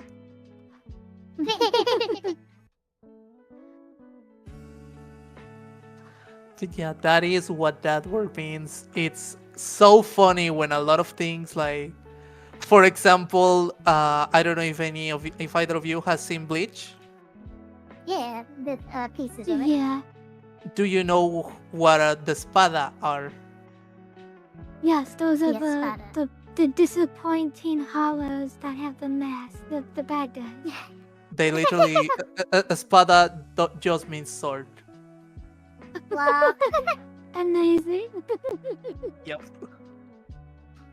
I did Pretty know sure you that that can was a just, like- Spanish word. I just didn't know what it was. Just you can like pick any word and just make it in a different language and it works as a name. You have no idea how much I done that with English when I was young. Oh Now that we're speaking in Bleach, I always found funny that the name of the one Mexican character is an English name. yeah. That's Chad, right? Yeah, Chad. It's like, dude, why is your name not something like Miguel? I've heard that a lot of times when people move to America, or which I guess isn't Japan, but I've heard that when a lot of people move to America, they'll pick like a white name. Like I'm friends with this guy named Guillermo. I know I pronounced that wrong. But he goes by William around white people to like not have them, be racist as much. Honestly, it's smart. Yeah, no, I have for sure. On that White people can specific, be racist. well, the one that I was calling from Bleach actually makes sense because the guy is actually just named Sado. He has a Japanese name, kind of like me. Oh, But Ichigo just wanted to call him Chad. that's not even his name. It's a nickname. When they show you, I've been reading Bleach for the first time just this year. Hmm. Never watched it. I just started reading it this year, and that's when I learned that his name is actually Sado, and it's supposed to be Japanese. But Ichigo is kind of racist and just keeps calling him Chad, and he just ended up liking it. That's so funny. Yeah. What's extra funny is like, wasn't there an early plot point that was briefly mentioned? Like the reason the show's called Bleach is because Ichigo would get like harassed because they think he bleached his hair to like look like a white person or something. I'm not sure. I know what I read is that basically the idea is that the hollows are like stains on the world, Oh, and the soul ripples purify them and like bleach cleaning something. that makes sense. Yeah. Yeah, it's still funny as I- hell though. I think yours like is more interesting.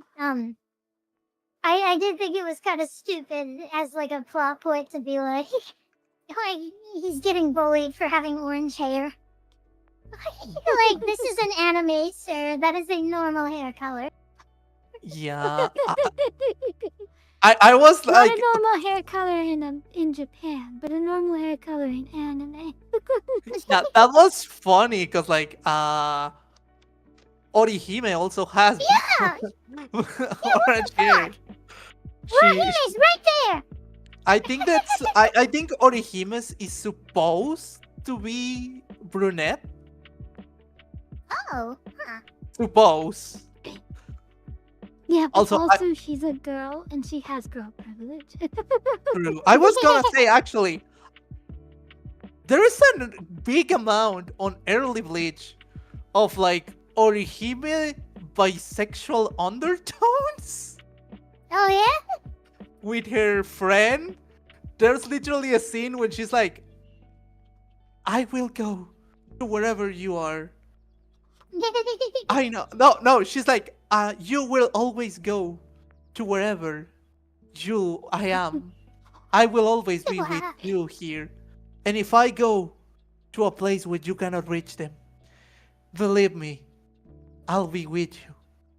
Oh, I'll yes. return to you. And I'm like, what?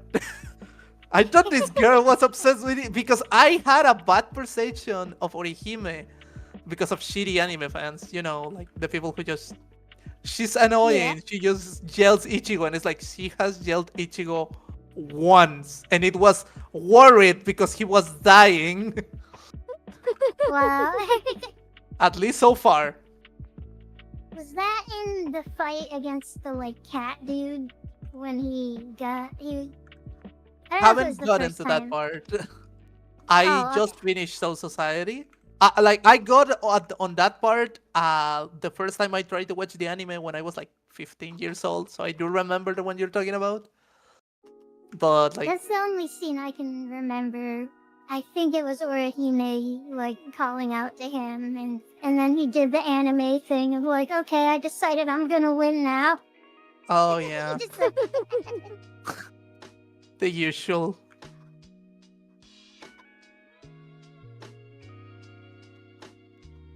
I really liked the snake sword thing from the red hair guy. Oh yeah, yeah. It's I don't remember the name of the sword. I had it on the top of my. Yeah, it's one of the, it feels like I can almost think of what the name is. Sabimaru, Not I think it Zabimaru. is. Yeah, okay, we both. Let me Google it. I'm gonna Google it. Yep, it is Sabimaru. Hell yeah. Let's go. Okay, on that note, I gotta point out, I think it was a great decision in that anime to have the, like, Roar Sabimaru type thing whenever they activate their swords. Oh, yeah, I thought love that it. was fun. I think it makes sense because, like, you know, animes will do the thing where they just yell a name Yeah. to have the Yeah. of an attack. So giving it a reason has always been cool to me. yeah, like it makes sense instead of just Like- doing it for no reason. Fun fact: in Dragon Ball, if you say Kamehameha wrong, it comes weaker. What? Yup. There is a scene with Goten where he goes Kame Kame Ka, and his Kamehameha comes out weaker. That's crazy. It's such a there was no reason whatsoever to do that at all. But I'm so happy they added that. Yeah, that's like a fun little detail. Yep. I And that always- is Relying on canon for Dragon Ball though is really touch and go because they can't even agree what color Bulma's hair is. Yeah, Akira Toriyama forgets the canon as he's writing.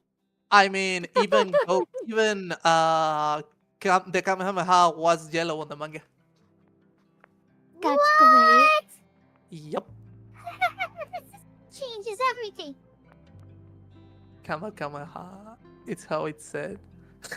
The weirdest thing I ever saw was when they made Majin Buu white in the manga, and that was so Oh weird. no, don't do Oh god. that. Don't do that. He was just pure like ghost white. He looked like a ghost, and it was really weird. I don't like that. I'm Fun fact imagining it about now, and I don't Majin like Buu, it. he doesn't have fingers in the manga. Majin Buu doesn't have fingers. Yeah, none of his forms. Like all Boos, all three of them. In the anime, they gave the other two Boos they gave fingers. But no, Huh. in the manga, only I think only once he absorbs people, he gets the fingers. So it's like he just like punching people with like balls instead of fists. Basically, and do then you? no regular you Buu has remember- mittens. Basically, his hands. Those are not mittens. Those are his hands. That's how they look. His hands on the other boosts that don't have the midden zone. That's how they look. Oh, okay. I was so glad when they gave Android 21 an evil Android 21, because that meant that that concept was canon to all Majin Boos, and I was like, that's cool, I like that. Yes, I adore that as well. That it's like anyone from the Boo race has that. Yes, so Mizu, with all the Majin Boos, eventually, they're eventually going to just create a second evil Majin Buu, and then they're gonna fight to the death to see who which one becomes the only Majin. And the reason why I like that is because I wrote a fanfic of Dragon Ball a long time ago, and the characters in my fanfic were named Amethyst and Ruby. And Amethyst was a Majin and Ruby was a human. and Ruby really hated that Amethyst got really strong effortlessly, but Ruby had to work really hard to get strong. But she became stronger like effortlessly, like she could like lift up cars like long before Ruby could like, you know, like break a brick with her hand, and so she got really jealous, and then eventually in my fanfic Amy split into two Majin Boos as a point, and I was like, I felt so clever because I stole it from the actual anime. And then when Android 21 did it, I was like, yes, I clocked the lore. I feel special. Yeah, when I was young, I did a cringy half demon, half Saiyan OC. You gotta He's have super- a cringy OC at Dragon Ball. It's just What kind kind of of demon though? Like Piccolo demon or Dabura demon? Dabura demon, but basically he looked like a human with ears. His Super Saiyan was yeah? blue. Was the same color of shit! Super Saiyan blue.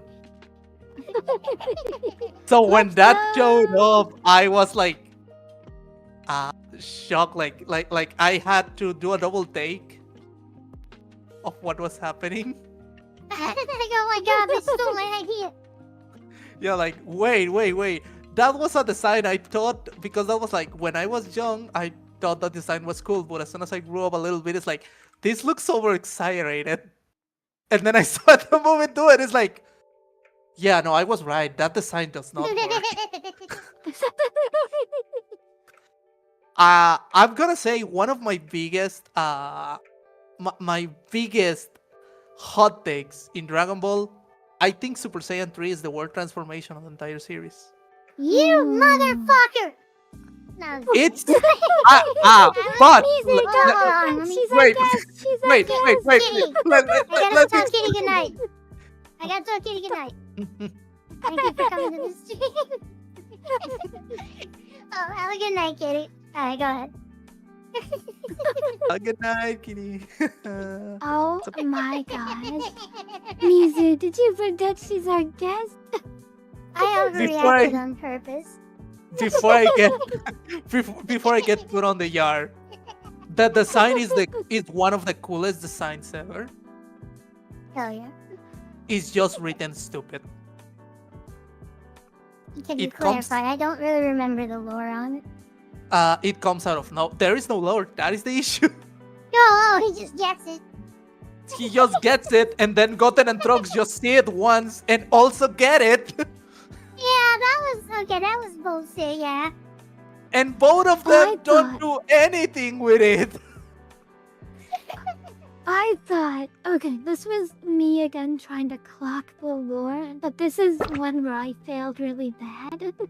I thought the only reason Goku and Gotenks could do it was because you had to have, you just couldn't, like your body couldn't physically go into that form. You had to die or fuse or something.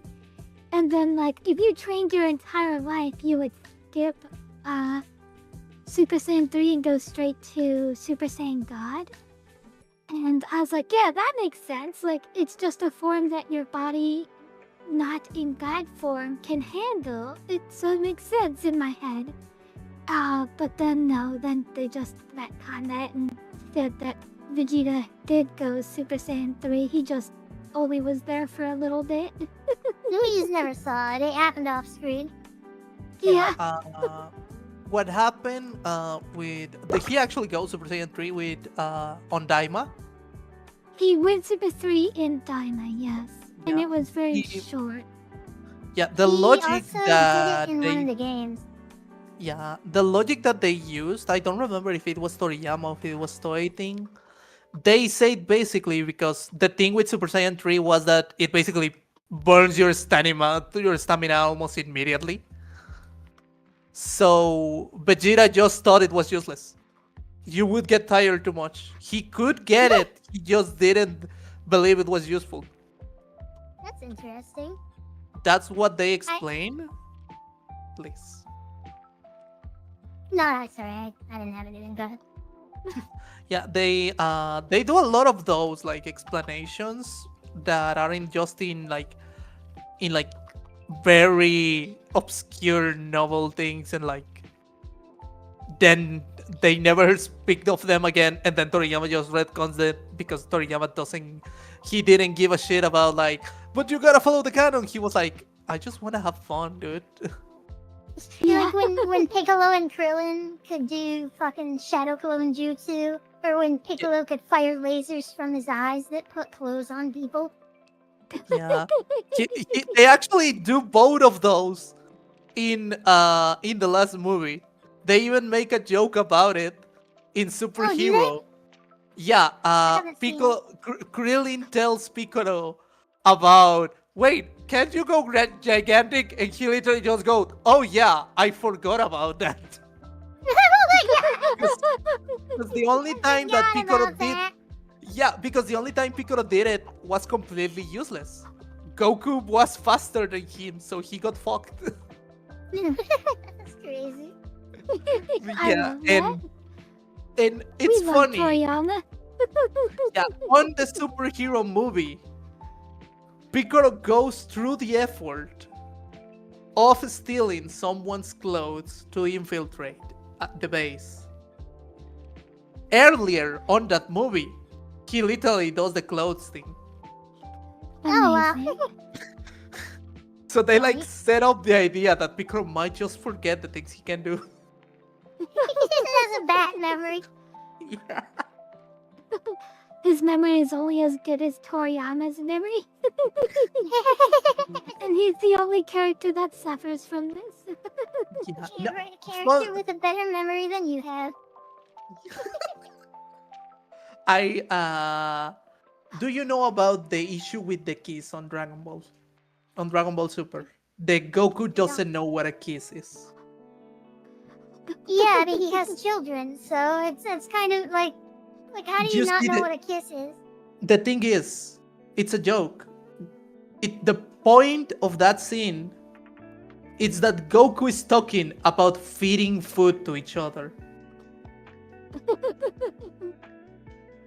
But Vegeta thinks he's talking about a kiss, and that's supposed to be the joke. Oh, That Vegeta, that Okay. Goku sees Trunks giving her the sensu bean. Just like, ew, what the fuck? Like he's like, don't you? And Vegeta's like, what? You never done that? Because they never say the word kiss. They just say, you never done that? And he's like, no, we never done funny. that.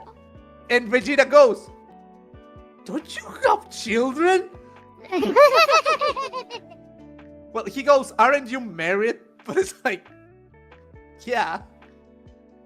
Isn't that a he translation pretty much had to thing? fucking like It's not force him into having sex. Yeah. It's not like a translation thing itself, because the issue is that that joke, it's supposed to be about misunderstanding what they are talking about.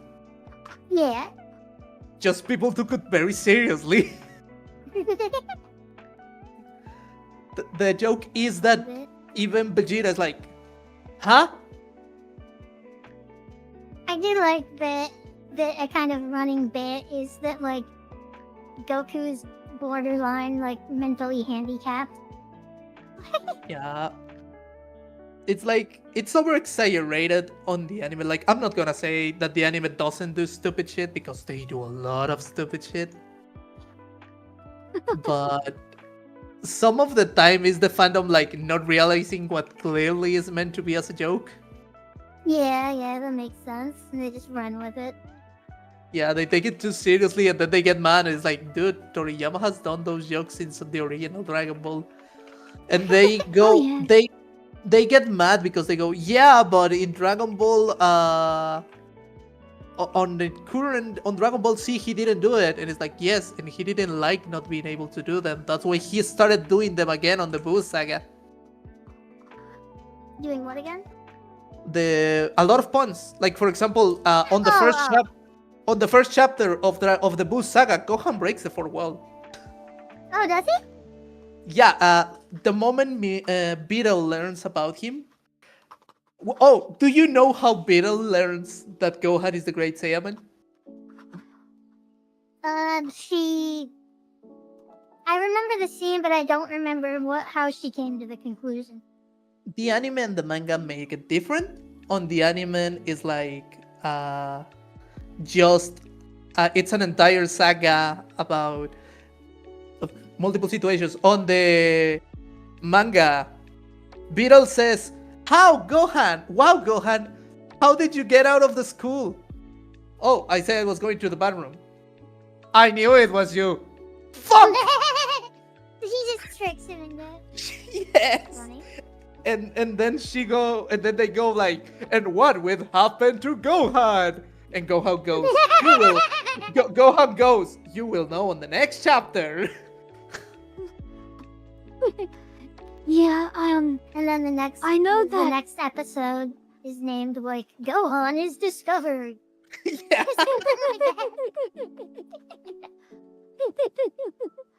I know, the Dragon Ball anime, they were trying to make Gohan the new main character, and the studio just took the mangakas, Shonen Jump, they basically told Toriyama, "Please bring Goku back.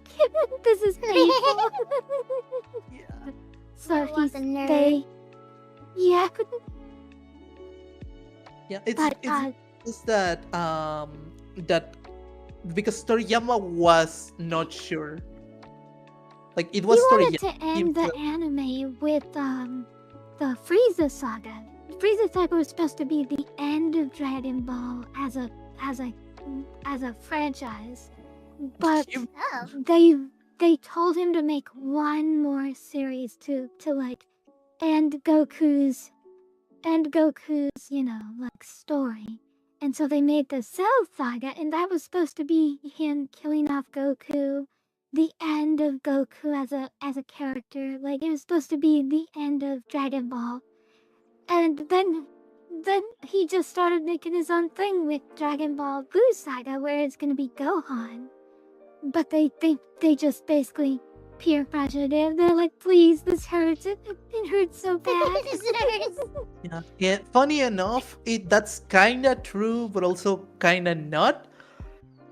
Toriyama said that every single arc. I'm going to finish here. He's been saying this is the last like one. he's been saying that since around the Frieza saga. Right after Frieza, he was like, "I think I wanna end this," and then he did the Cell saga. "I think I wanna end this," and then he did the Buu saga. "Okay, you know what? I'm gonna end this," and then he saw What I'm GT. hearing is that he wanted out from the beginning, and the studios are just like, "No, you're making more until you die."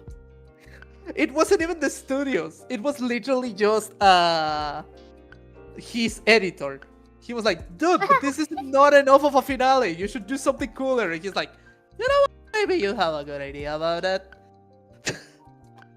Yeah, I did know that he wanted out with the Frieza. Frieza was supposed to be the very end of Dragon Ball, and then they begged him to do Cell Saga, so he did. Yeah. And that was just the death of Goku, the passing of the torch. And But I Do no, love you the know mod why actually. there are so many androids? Was it? Do you know why there are so many androids in Dragon Ball? No. Toriyama's editor said these villains are not cool enough 4 different times. Well. Bas- Ouch. yeah, basically, I didn't Toriyama know that. said, Toriyama designed the first 2 androids as the main villains. They were gonna be the androids, just the villains. But then the editor was like, they are not cool enough. Actually, you should do another design. They just look like an old man and a mime. So Toriyama just designed 18 and 17, and then the editors were like, actually they're not intimidating enough, and so Toriyama created Cell? Cell, 16 and then Cell. yeah, Yeah, and Cell is then definitely a lot more intimidating. you know what's the worst part? I wish that was when it ended, but no. After that, they went. Cell is too ugly.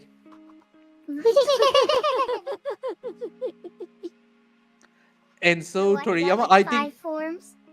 yeah, Toriyama was like, you know what, fuck you, and made the ugliest Cell, second form Cell, and then he made third form Cell, basically a cute villain, and he was waiting. Toriyama was waiting to be told that it was about design, but the editor was actually, nope, this is big actually. It's like, you finally nailed it. Yeah. Got it in 6. Got it in 6. It was so funny because Toriyama was so hell bent on doing, I'm gonna do these double villains that are like in pairs, and the editor said no 2 times to that idea, so Toriyama just gave up on that. Have you ever heard of the manga artist who wrote the manga Nejima? Nejima? I don't think I have. I So know the name of artist that who manga. did That's it. Nejima, he was the original creator of it was a harem anime. Oh, I forgot what it's called. Oh my gosh, how did I forget what it's called? It's a really popular, it's the harem anime besides Kenshi. High School Love Hina? DxD? Neither of us It was were right. about a girl who, like a guy who moves in with a bunch of girls, and then one of the girls is a samurai, and one of the girls is this really violent girl. The one with the samurai with the purple hair and the like that goes with a uniform, like a school uniform. Yeah, I don't remember the Love name. I Hina. never. That's it. It's Love Oh. Hina. That's Yeah, I it's what fucking Mizuki said said. Loving! I think I I said that! I think I You talked said it? over you and she didn't hear you. Sorry. That's okay. so.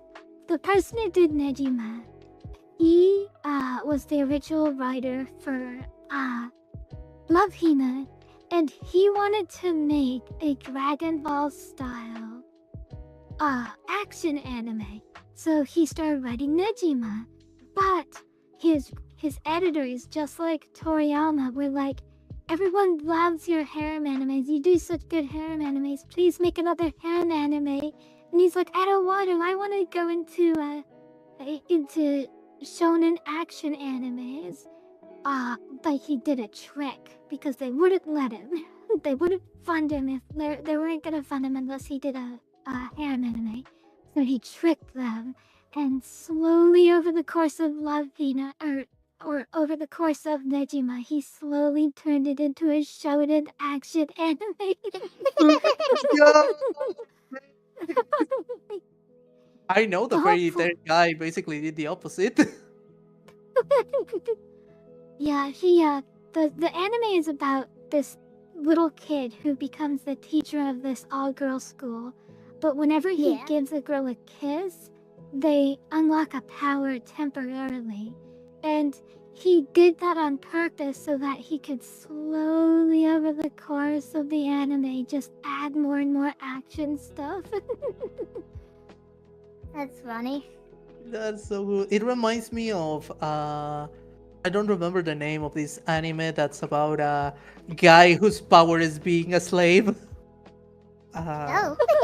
Matatsuhei no Slave. Basically, it's the biggest, clearly fan service anime, but it also tries to have an actual plot about, because they go with the old, oh, in this world only women have powers, and like, most animes who do that basically just do it to have cute girls and one guy, and this anime Yeah. does the same, but they go into the politics of a world like that.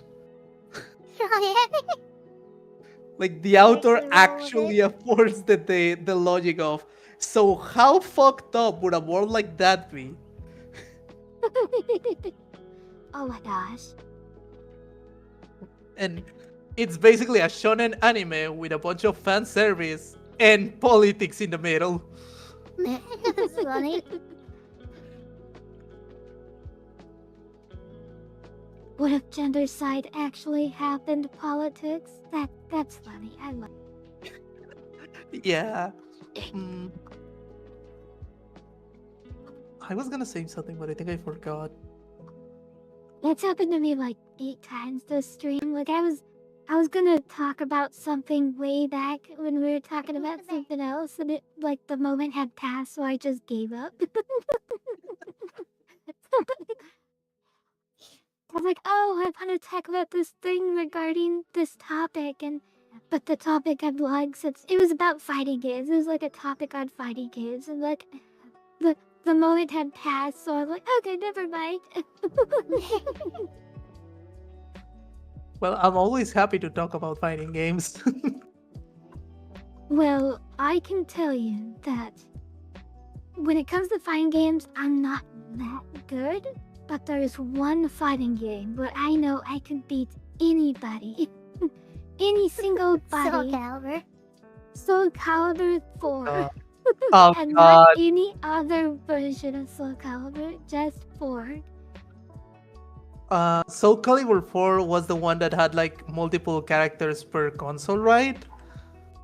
Yeah, you that could- was the one where the PlayStation added a bunch of Yes, to answer your question. Yeah, I remember that it was Spawn for Xbox for some reason. Hell yeah, Spawn. Like, don't get me wrong, I fucking love Spawn, but I was very confused. Yeah, I was like, why him though? Yeah, I think for PlayStation they added Darth Vader, and for Xbox they added Yoda, and then both consoles had the other character as downloadable, as purchasable DLC. Yeah. And I think the GameCube had Link, if I'm not wrong, or was that 3? Yeah, one of them had Link. I remember that. Yeah. And funny enough, apparently Soul Calibur on the GameCube, I think that was like the worst version of the game. No, it's the only one I played. Yeah, it's like it wasn't bad because it was a bad game different. It was bad because of how it ran. It was one of those Yeah, like makes sense. it was not optimized for this. But I can take on anybody in Soul Calibur 4, but no other game. Way back when, that used to be an impressive thing to claim, but now nobody cares. I care. I am shit at any 3D fighting game, so Soul Calibur, being good at Soul Calibur to me is like, damn, that's so cool. I wish I could do that. I feel like Soul Calibur is probably easier to be good at than like Marvel vs. Capcom 3. I'm basing this off vibes, but isn't Soul Calibur like way slower and more meticulous?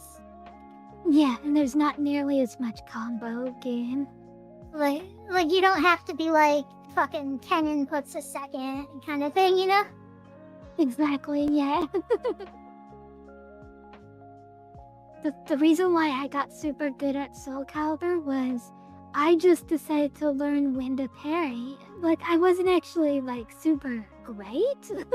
I just, like, I knew all of the, like, meta combos that the players did, and I just learned which attack in their combo was easiest to parry, and every combo had one attack that was easy to parry, but most people didn't parry.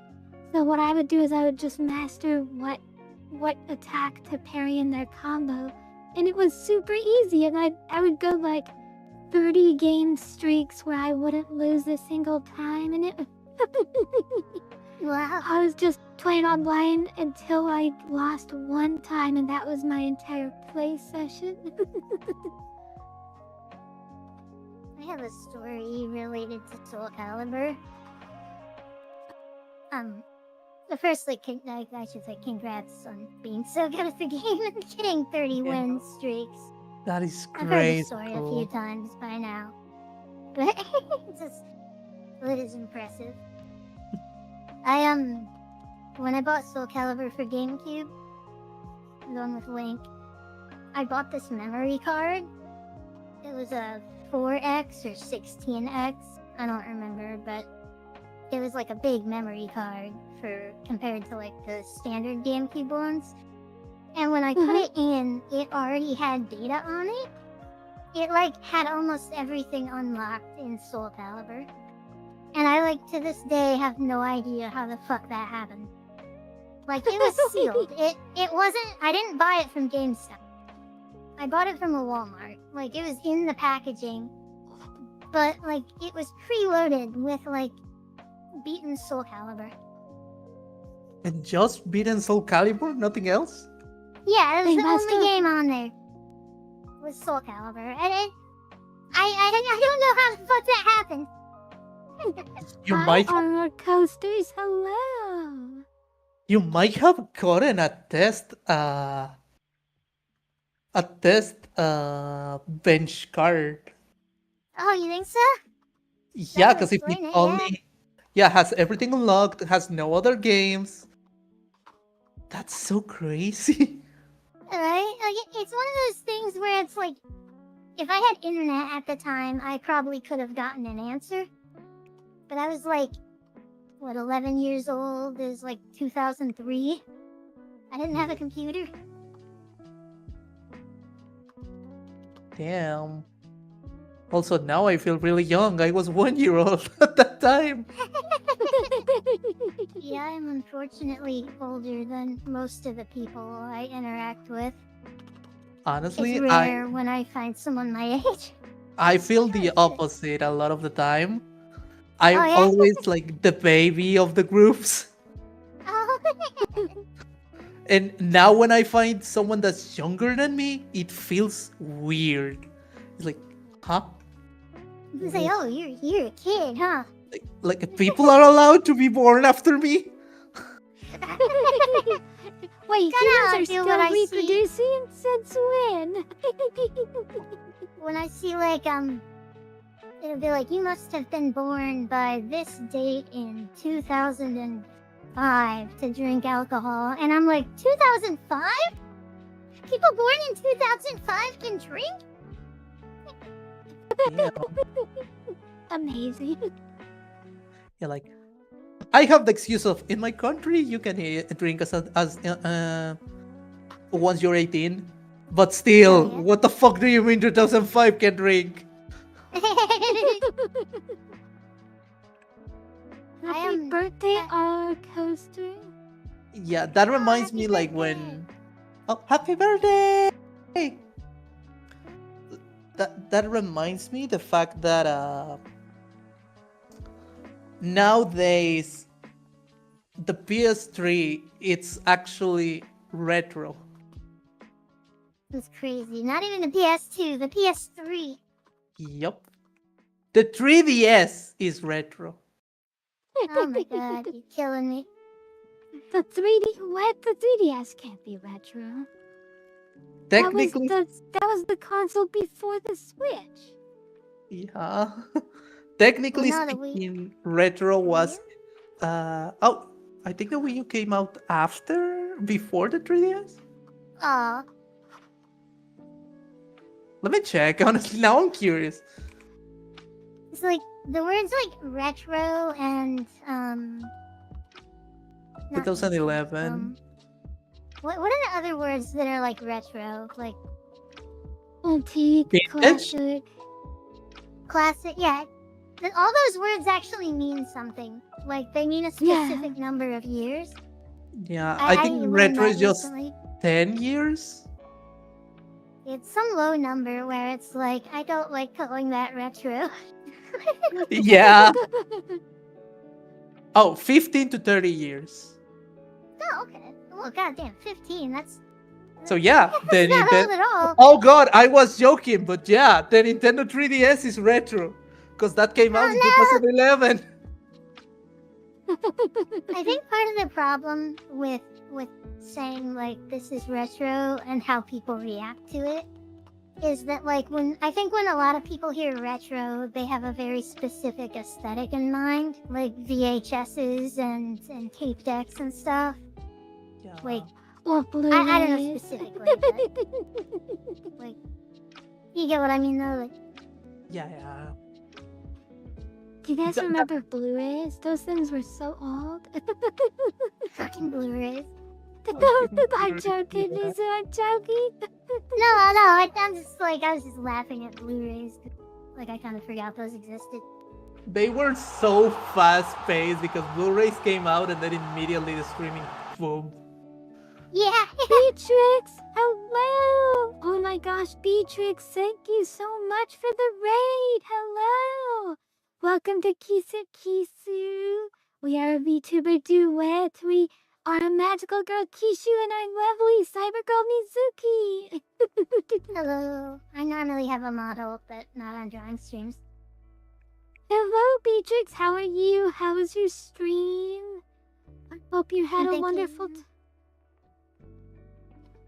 Thank you for the raid. Thank you so much.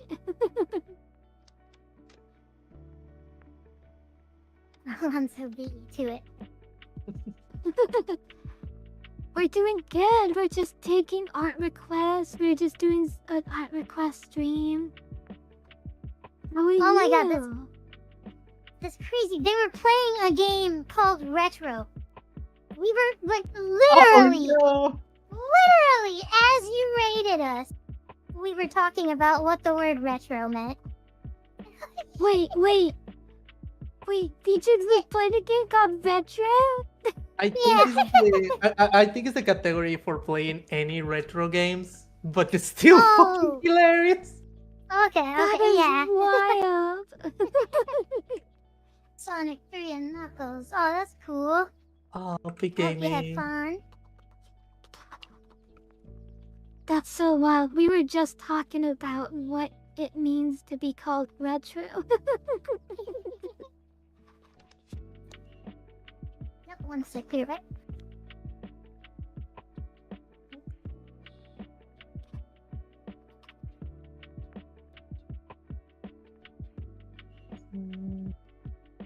Oh yeah, I'm here. Hi Raiders. I'm not usually part of this. I am just Yeah. here. I was kidnapped by surprise. Yes, we have surprise guest artist Haruhi.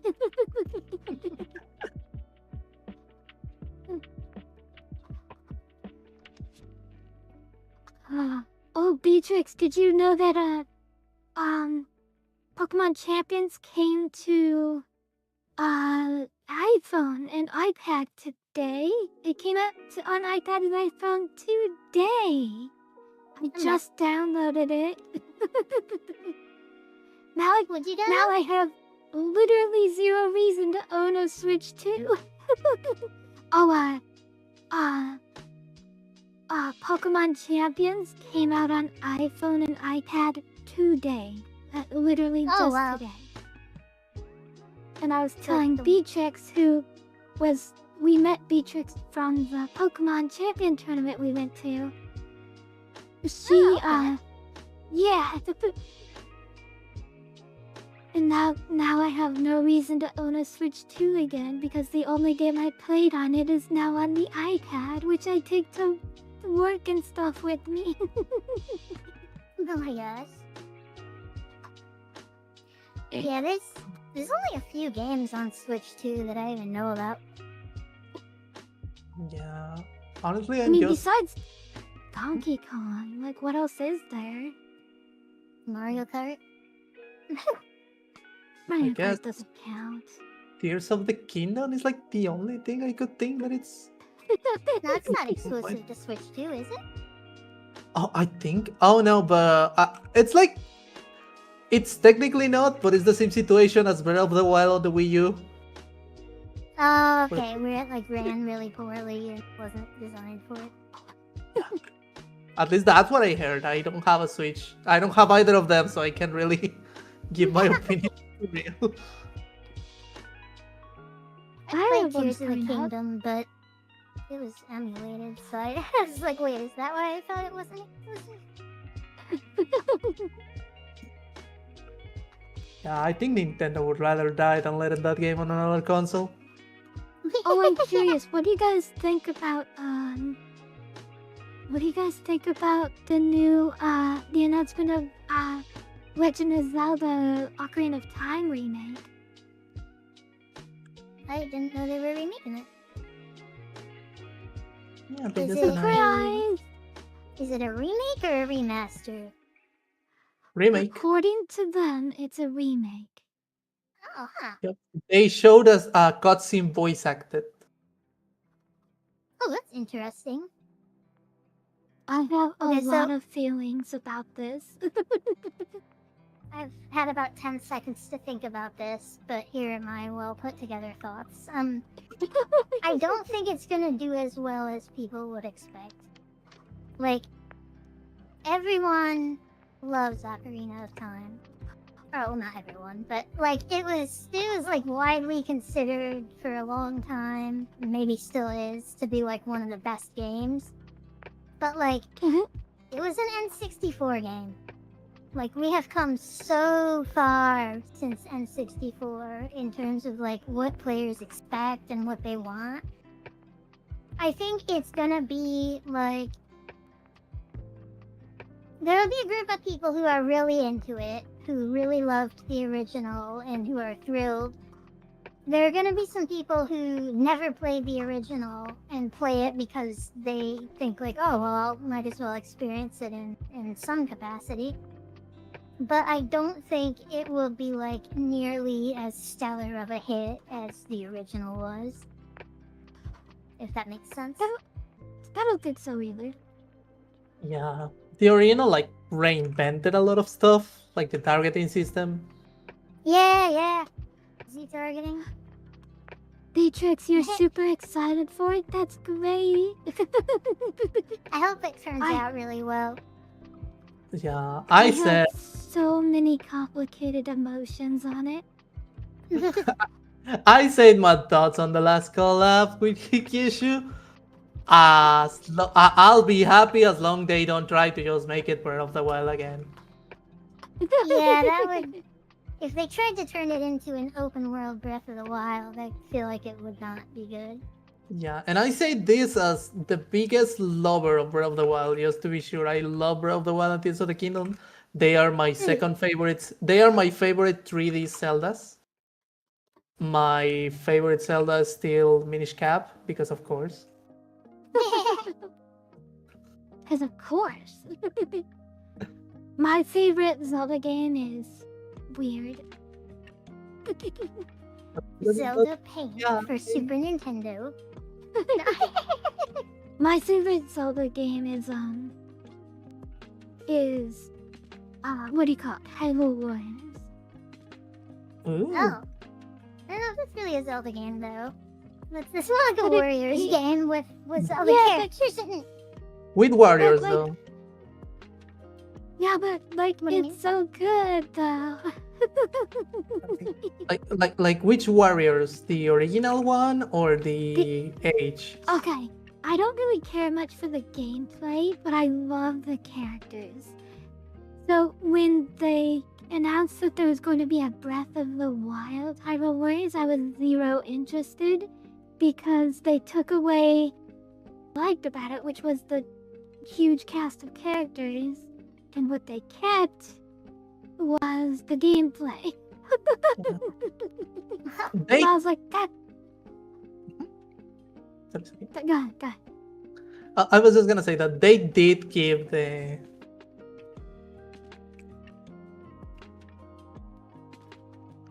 Sorry, I just got a message that's killing me. So, like, what I was gonna say, they did keep the idea of making a big cast, but it's a new cast. Oh, are they like all new characters that we haven't seen before? Or... Yeah, They're basically, all Breath of the Wild characters. Not only Breath of the Wild, basically it's a story about time travel. So it's all the characters that were in Breath of the Wild dead that we didn't meet. I see. So that's even. Honestly, that sounds like a bad decision to me, but. I don't think if they didn't did what they did with the story, it would have been a bad decision. But it's an alternate timeline. Cool. So they survive in that weird Thailand thing. But you get to meet the characters that basically... I think it enhances the story of Breath of the Wild more than anything. Because you now get... This is the people who died, who Link couldn't save.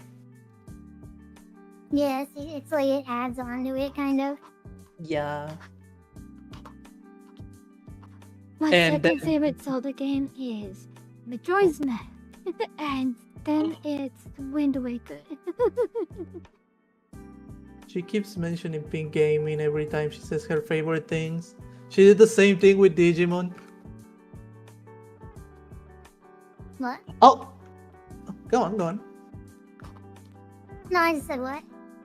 I didn't understand what you meant. That she keeps like saying one of the coolest things every time she says what's her favorite thing. Oh, Like, wasn't Hyrule Warriors where female Link came from? Yes! Yes! Oh yeah, But I will you give got to- it points for that. That Heck is a big yeah! yes. You also got to play as Zelda and Ruta and like all the other cool lady characters, and I love that. Did Zelda get to turn into Sheik as part of her ability set? think No, but you did get to play as Sheik herself. yeah, it's another character. As long as Sheik. And Sheik was super OP.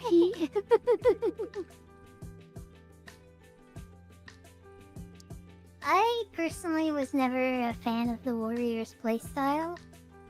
I've tried to play a few of them. I like the idea that it's like this tactical war thing that you're managing, but it never really felt like it to me when I played it. Like it was kind of like you just go zone to zone, and sometimes you have to backtrack. Mhm. Maybe I just didn't play it enough, but I don't know. I didn't enjoy the gameplay all that much.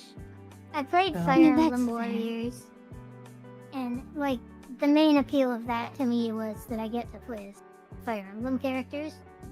Like I wanted to play as Lucina in particular. That's Yeah. basically how I felt about Hyrule Warriors. It's like, oh, I get to play as Ruta or Zelda or Sheik. Like, I love that. I'm not so much a fan of the actual gameplay, but like, the gameplay is fun enough to where like I can enjoy it. Hmm. Yeah, on my case, my personal favorite of that genre is Persona 5 Strikers, because of the same thing. Oh yeah. Because it's the first game that basically you can swap characters from the main character. You can play yeah. as the other actual characters in the party instead of just... Well, technically you can in any RPG, you know that you take the entire party. But you can play as them, like actually just swap between them, and it was cool. Heck yeah. I like that gameplay, but I'm gonna turn my brain off and just mash buttons because I don't want to think while I play. Okay, so I have to ask you, Bob, what do you want in a Legend of Zelda Ocarina of Time remake? What would sell this game for you? Female Link. Female Link. I'm And then not if the she target audience, so I can't really answer that. I mean, honestly, that's a base take. I would say that's a good take. I was gonna say like that is very good. Personally, I just want the game to be fun. I know that sounds kind of like a cope answer, but I mean like I don't want Very them to low like bar.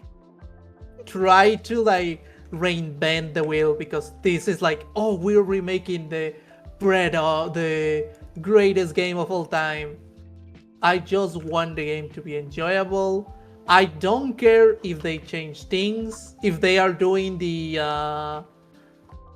Silent Hill thing that they did where the game looks nothing like. It's basically an entirely different game, basically the same idea but rehashed. I don't care if they do that. I also don't care if they do the opposite and just make Zelda Ocarina of Time, but again, as long as I don't. the base game is fun. That's the one I don't want.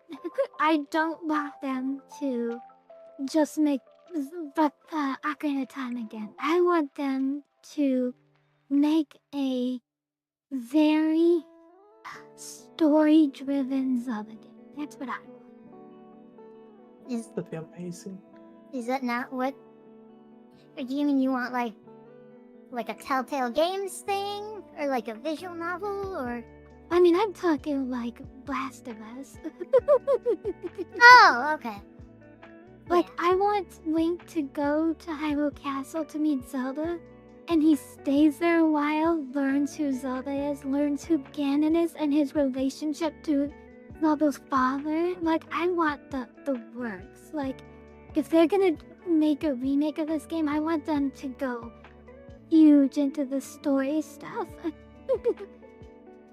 That's actually not bad of an idea, because like when you mentioned Last of Us, like that game didn't have the craziest combat or like mobility or anything, but like it felt appropriate to that world. In Ocarina of Time, Link wasn't the most like mobile, and it wasn't the most action-oriented game. So I think like a more story-driven style could work with that. Like you still have your parts where you're like actually playing the game, of course, but like I think in Ocarina of Time originally the mechanics like Z targeting and stuff were the appeal, because it was like brand new. It's, you know, it's 3D Zelda. But now that Sure, like and it came off the heels of what's that one game? Link to the Past, which was a very search and explore kind of game. Oh God, Orison. so like back then those things were strengths for it, like having Z targeting and being 3D. But now like that's like saying you have a seatbelt in your car. Like, yeah, I fucking better. Like, Yeah. So it's like, I think if they did more of like a story-driven thing but kept the mechanics like largely similar, just modernized a bit, I think that could work pretty well. I Yeah. definitely don't want them to make Breath of the Wild Ocarina of Time though. This was something I mentioned during the Harui stream. Imagine when you have to go do Jabba Jabba, right? And you have to go get swallowed by the whale to go save Princess Ruto. Like, imagine, like, you had to go sailing in the ocean, and, like, it's a big expedition. And in the distance, you just see a giant whale just coming at you, like, at full force. And you're like, You've oh, seen me shit! not playing that game. Like, there's a lot of really cool stuff that they could do. Like the fact that Jabba Jabba's just sitting there, like at the rock, like right next to King Rito, that feels like no, they gotta improve that. But like there's all kinds of places in the game where they could do stuff like that. Beatrix, I think that's a good point. Skyward Sword did have a lot of good story and character stuff. They did. I agree. Here's one thing I also want to ask. Do you guys want the Historia in Ocarina? Like, if it is a story-driven game, do you want them to reference the Historia? Because I super don't. I hate the Historia. What is I the was gonna. Historia? The Hyrule Storia, it's basically this encyclopedia that they made to add lore to the Zelda universe, but then half the games kinda ignore it because Oh, It came out just before Ocarina, or it just came out just before Skyward Sword, and then Skyward Sword canonized it, it made it official, and every game since then has made it canon.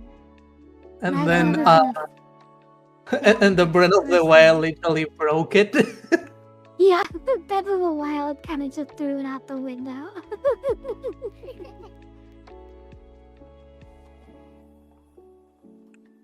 Yeah, I personally don't want that because I never liked the idea of the Hyrule Storia because it feels for a series like Zelda that breaks its rules so often, making a book with the rules kinda makes it harder. yeah. I've always felt like the Historia, like, it's a fun idea. I love how people used to, like, mind, like, craft, like, ways that all the games were connected. That's fun and it's interesting, but I prefer when the official content is, like, just retelling of the same story, instead of every Link being a completely unique, different guy each game. Because think of the implications, like, oh, you have these friends called the Ruto, but then you go forward in time 300 years and Ruto have become these mindless monsters that shoot fireballs at you. Like, that would be an existential horror. Yeah. It's like, what happened to my friends, the lovely fish people? Why are they suddenly murdered? Fire breathers. Shame Link is a voiceless protagonist, or we could have got commentary on stuff like that. And Oh, for sure. that is what I actually really like. Something on Breath of the Wild that they do a lot. The Link, the diaries, where you can see that Link basically had a personality, No but shit. but the sad part is like they make a plot point, the fact that Link doesn't have a personality anymore. In Breath of the Wild, basically Link That got made me so mad. Oh my gosh. The fact that or all the characters are talking to Link and they're like, oh, got nothing to say, that heavily implies that he does talk to them. And he just became an asshole and decided, no, I'm not talking to you guys anymore. You suck. yeah, they do explain that on one of the diaries that Zelda writes. It's actually very sad. It's the pressure of being the hero. Bro is always stressing out. He's like, I shouldn't talk because if I say the wrong thing, that is the hero saying the wrong thing. That is And- kind of sad, but it also and- feels like a total cop out. It is kind of a cop out, but I mean, they weren't gonna Yeah, give yeah. Link a voice, so it's better than nothing. That's why I say as well. Like, Yeah. It definitely is better than nothing. I feel like Link, every time I talk to people about this, they're like, oh, Robin and Crom or whatever, they're those are avatars. Those aren't characters. You can't. That's why they're What? customizable and you can make them male and female. But Link, no, he's a character, and I'm like, no, he's not. He's more of an avatar than Pokemon. Yeah, think Link that is. the thing is that Link, like, it's designed to be an avatar, but some games, like Minish Cap, my favorite game, does give him personality. Wind You- Waker A lot gives of him a ton of personality. Yeah, but I the didn't problem play. I is didn't that play Minish Cap. How to? Yeah. In what way The, did that do that? he only is going on the adventure because Zelda is his personal friend. Oh, okay. Aw, And that's another thing. Zelda is his friend. Like, they are just friends. She drags him through the festival the entire day. That's cute. It's I love that. yeah, and Link like shows fear. And basically what they do the easiest way to do silent protagonist, and is have someone speak what they are feeling. I mean, that's why every game has like a fairy or a Midna or a sword. Yeah. The thing with Minish Cap is that Ravio like comments on Link. Like, he's like, "You're scared? Are you okay?" Or like, "Why are you trembling? That's a regular slime." And it's like, "Yeah, dude, a giant slime."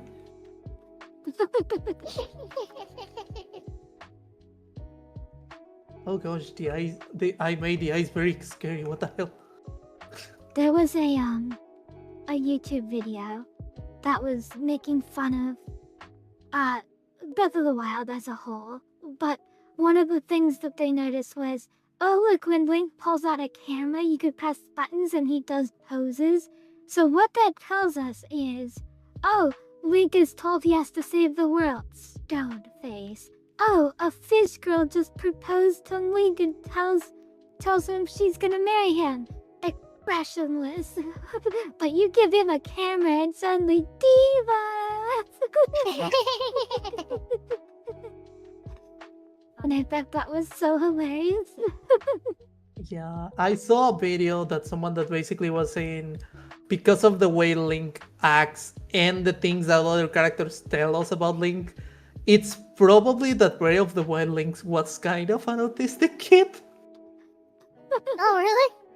Yeah, Bro always had like issues socializing, the way he connects with people. He generally just tries to eat rocks to connect with the Gorons and does it.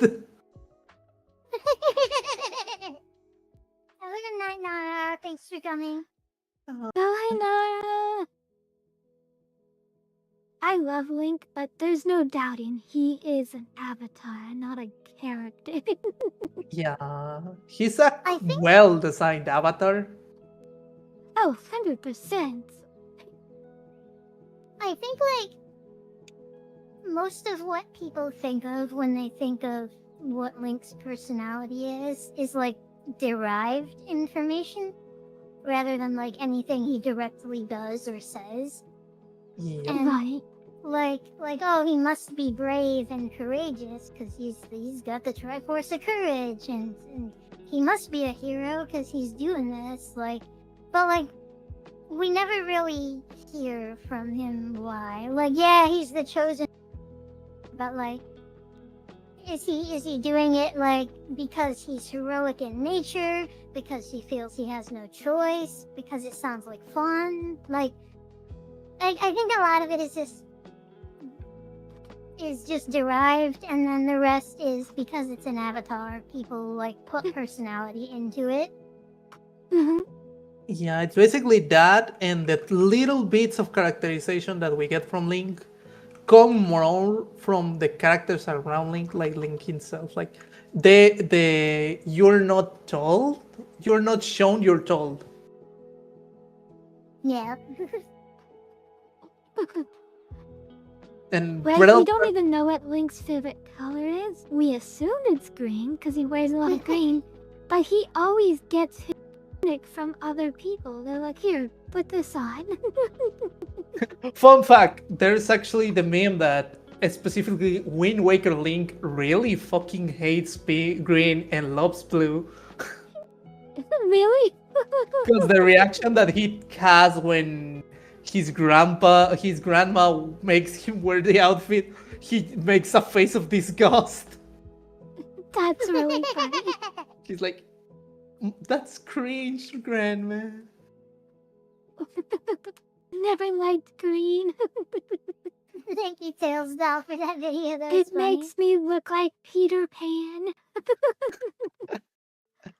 The fairy doesn't help either.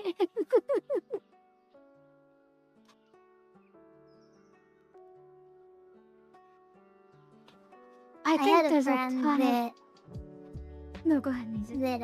was really big into Link, and like he got so offended when I said Link was an elf. I was I know.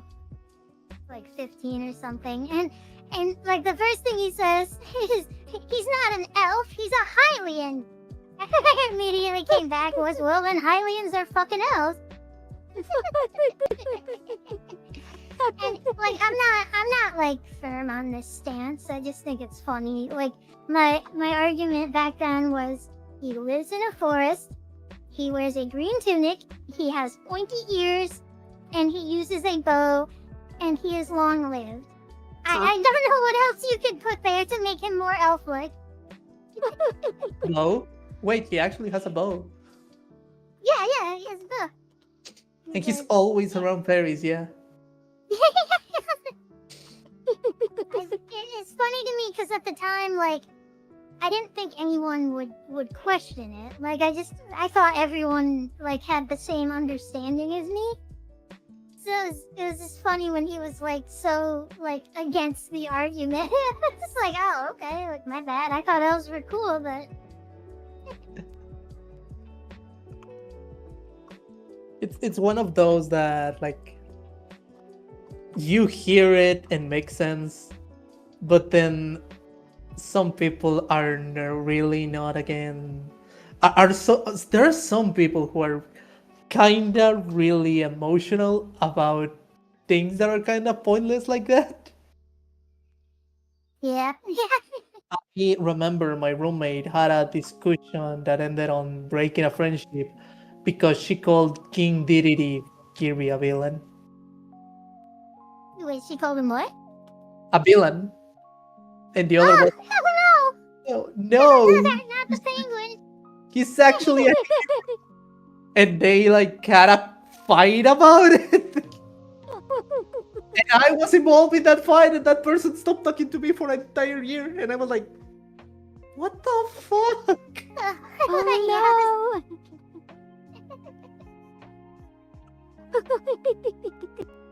Hi, Rhombus. Yeah, no! You're so so... we're not ignoring anyone on purpose. If we miss a message, it's not on purpose. They were providing... We're having a fun chat, like... Isn't this what we're supposed to be doing? Yeah. Telstar, I'm not sure what you're referring to when someone starts playing Forsaken. I assume you don't mean the undead race in WoW. I think it's a video game. I heard the name, never played it, but I know there is a game.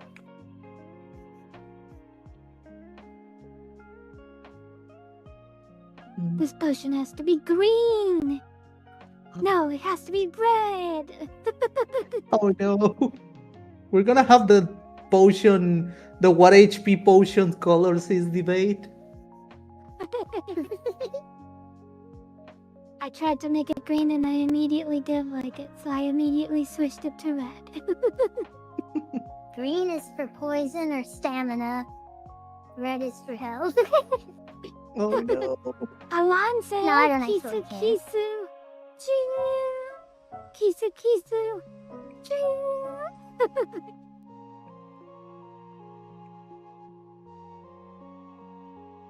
How long's what been on the stream? Hi-ha. Yeah, I know you should have been terrified, honestly. Like, she fucking... like frog tongued an entire plate of tacos, Yeah. and then she ate Kirby. Yeah. Did you know Sakurai has quoted that the only character ever made is King Dedede? What do you mean? Sakurai has said like the only perfect character who has ever been Oh. ever created is King Dedede. The only perfect character. Yep. I would like him to elaborate on that. I think he I probably. would too. I think he just got paid by King Dedede to say that. He what? It's Would like you King say sorry? Dedede paid him to say that. Yeah. I think King Dedede has a fun design. Like when they added him in Smash Bros. I remember just thinking like that's really cool. He's got that hammer and that robe. He can like hammer at ranged attack by hitting Waddle Dees or whatever. He used to just throw his this at you. Did King Dedede ever get a? Did he ever get a character reveal trailer like the other characters? I don't think so, because it was in Brawl. Is He- in Brawl? Yeah, he technically shows up on the story, and that is like his reveal. Like he just shows up randomly on the Substar is emissary thing, and that's about it. Okay. I love Smash reveals. They're so good. Yeah. Okay, It was real always the quick, event when a character was revealed. Yeah, Mason? how many legs does a crab have? Don't they have 8? And what's your answer, Haruhi? 6? Okay, see, I also thought 6. But Nara sent a gif of an 8-legged crab, and I'm like, now hold the fuck on.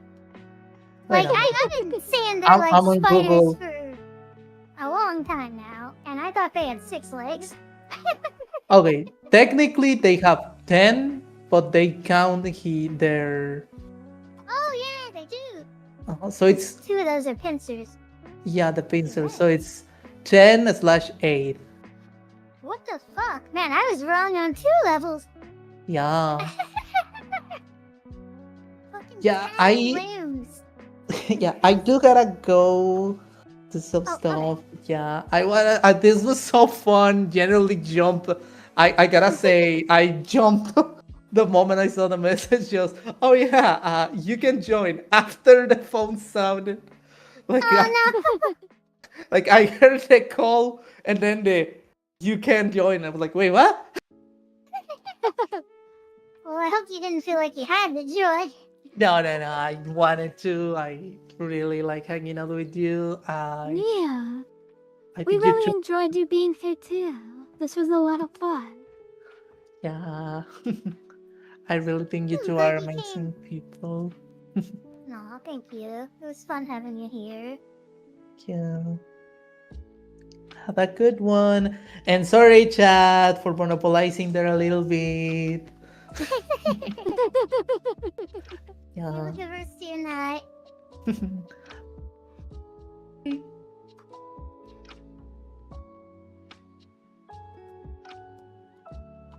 Yeah, He right. is a cool villain, yes, sir.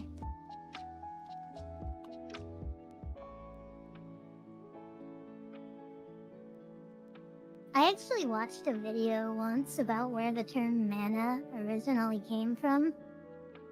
And I don't remember. That's the an conclusion. interesting question. I've never pondered that before. So, this isn't the answer, but this was something they mentioned.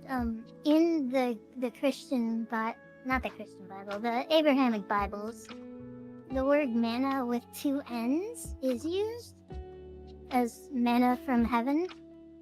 But like, the context does not suggest it's referring to like an energy pool that you use magic with or anything like that. Okay. But I don't remember what the conclusion was on where it came from. Like, they had to go really far back, like predating video games, I'm pretty sure. Bye, Beatrix. Well, you have a good great night, day. Beatrix. Thank you again for the raid. Go ahead, Mason. I don't remember what I was saying. It like predated video games, I'm pretty sure. Okay. That's so interesting. I mean, it makes sense that mana would come from like some kind of religion. Yeah, because like religions are the ones where they got like power systems and stuff. Uh-huh. I never considered like, where does the word mana come? That's such a interesting thing to think about. What did you miss, Yassi? There's actually this one YouTube video. I'm gonna see if I can find it. I really like the video. It's I prefer to call the video by the title "The Story of How the Gods Abandoned Us," but that is not the actual title. It's really interesting of a video. It talks about like the concept of like a bicameral mind. I'm trying without spoiling it outright. It's like, yeah, stop to say, can you elaborate a little bit? so there at a certain point in history, there are like written history type stuff of people talking about gods as if like they were just this everyday thing, and not like Christian God is part of your everyday life as a Christian, but like as if they physically existed alongside them and spoke to them. And the video it like starts at that point, and he's analyzing like, why is this the case? Like, why did these people talk about gods as if they were like literally there, and like everyone had their personal gods and stuff?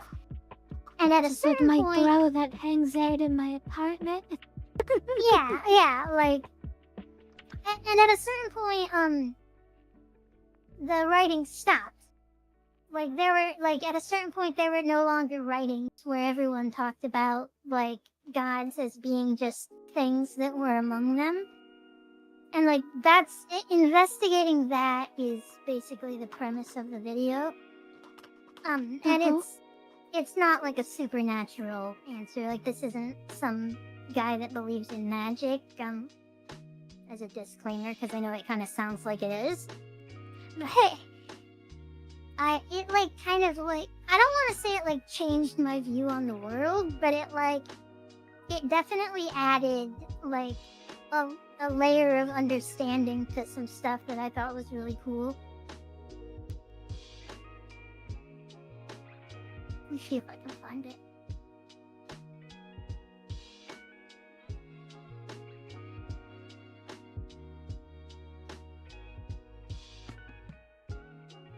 And that's awesome. I've never really had a single video that ever like by itself like changed my perspective on things, but I know there are some videos that have been like profound on like my worldview. I just can't think of any off the top of my head.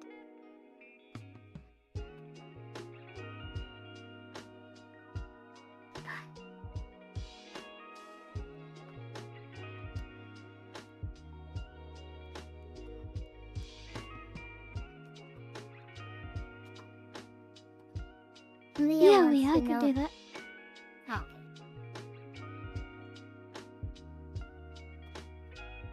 Let me see if I can find it.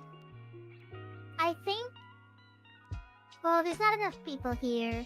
Like, even if everyone here watched it, it probably wouldn't, like, none of you are probably the kind of person who would be like, oh my god, it's me. I still think it's really fascinating. No, because like some people when they watch this, it would definitely like resonate with them as like that happened to me. I went through that. I was not one of those people, but I think it would be really cool if I showed someone this video and it turned out they were one of those people. What kind of people do you mean? People who are bicameral minds. Okay. I am scrolling through my YouTube watch history, but this was a while ago. I thought Go I as fast as you can, Mizu.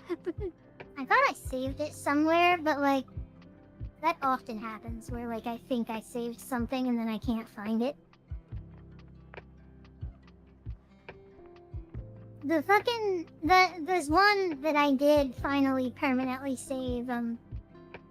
Anyone that's played BioShock Infinite, you know the sign where it's like, you will know the false prophet by his mark, and it's like a picture of a hand or something. What the shit? Mizu, you just casually bring up. I was recently, no joke, like 2 days ago, being like, oh, I remember BioShock Infinite. That game was really fascinating. I love it. And then you just suddenly bring it up out of nowhere. What is that? Is by magic, Leah. That is crazy coincidence. So it's funny. It's just like the retro thing. So in that game there was a sign that says, you shall know the false prophet by his mark, and it's like a hand with like a brand on it or something. But someone remade it as an AI thing, and it said, you shall know the false prophet by his mark, and the hand has like 8 fingers. Oh, that was so remember funny. you showed me that. That was so funny.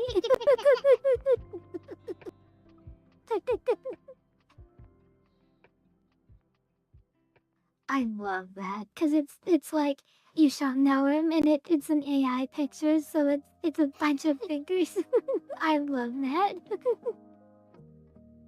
They could have maybe made it better by having some of the letters be wrong in where it says, you shall know the false prophet part. Because AI like always struggles at putting correct letters and words. Well, that is really good.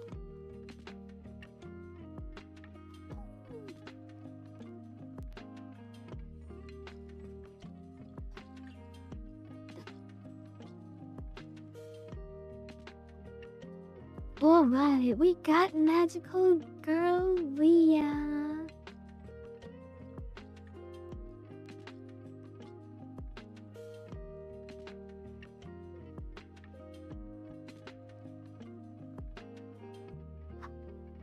Oh right, I'm supposed to be finding that.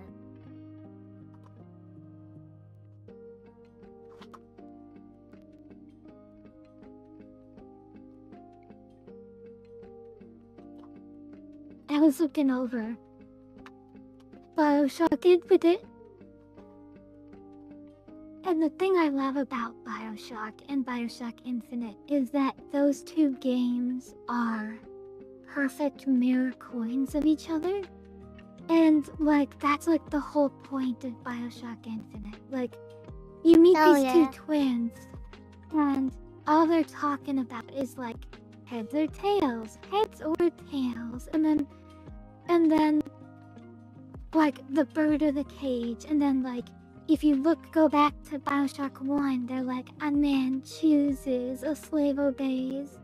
And you take all these quotes and stuff and you put them together and you realize that Comstock is the slave while Andrew Ryan is the man and Booker is the slave and Comstock is the man. And it's just Like you take these things and you're just like, oh my gosh, they rhyme so well, and then you look at the Big Daddy and the little sisters, and then you look at Elizabeth and the Songbird, and it's just like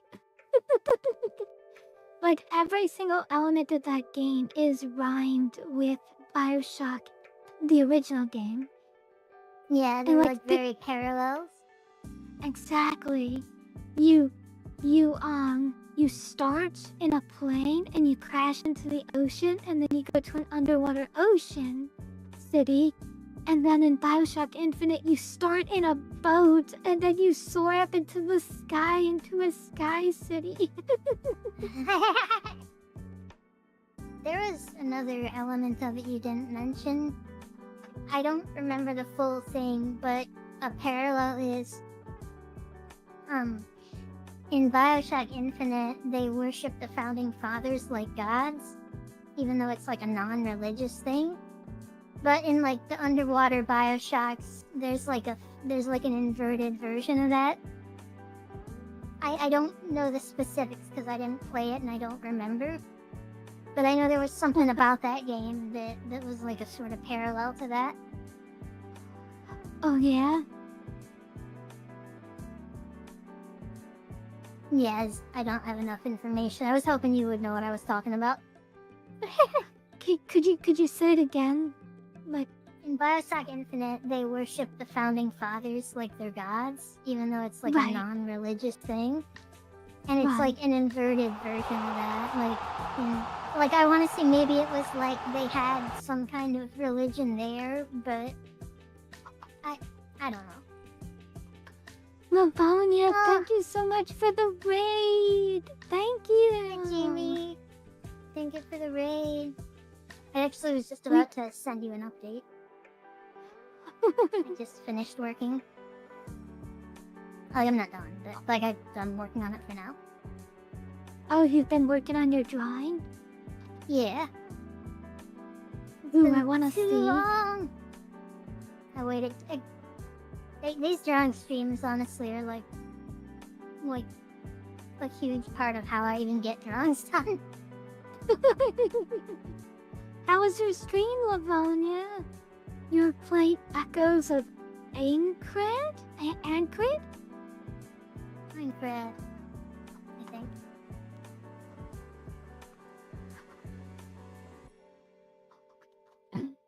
Well, yeah, I will keep that as a note. That it's magical girl Leah unless specified otherwise. You got it.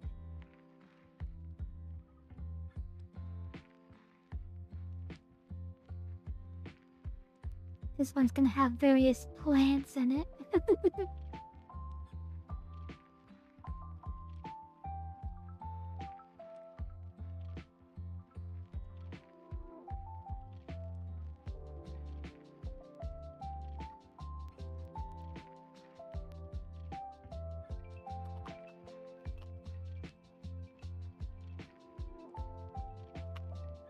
Okay, I found it. You found it. Good, good. You made a Sword Art Online Dark Souls game? That's cool. I'm a map. I am not going to be a Vicurial Mind person. By Camero. Yeah, You might be, I don't know. actually. You had a I lot don't know of what that weird is. mental stuff going on as a kid.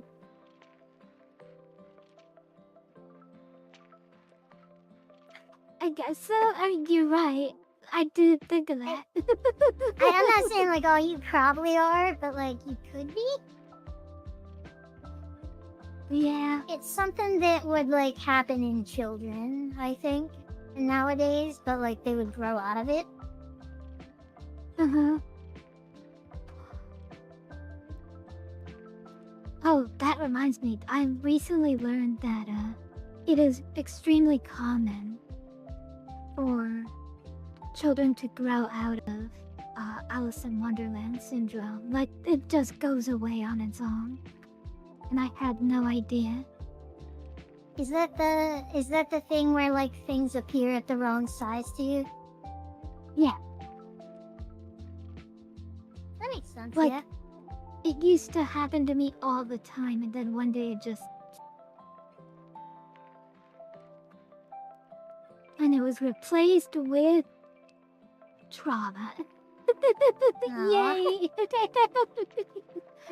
Um, So much better! yeah, trauma snap you out of your childhood delusions real quick.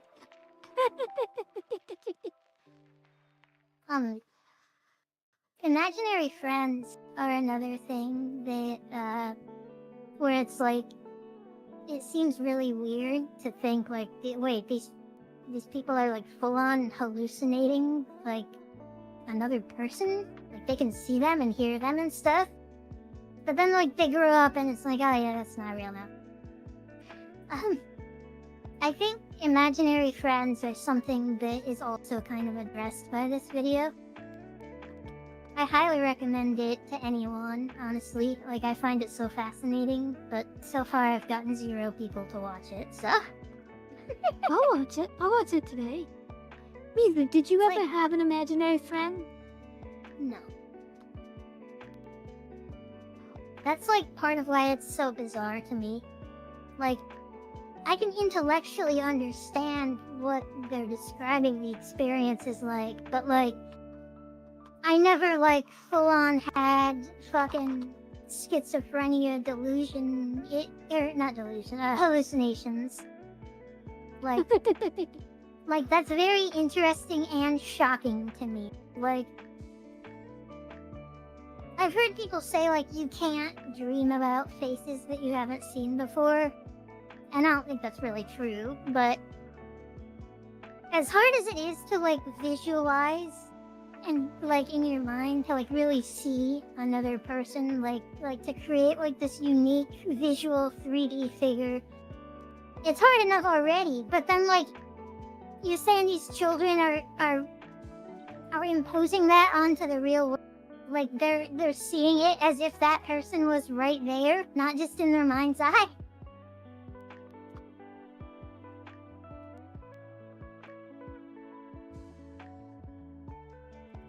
You mean with the imaginary... Mizu, can you... Is my model not working? Oh, it's Yeah, not. it froze. Has it been like that for a while now? I don't think so. It's moving up and down. There we go. Why is it moving up and down? I think always that's done just my breathing animation. I don't know. Oh! Right.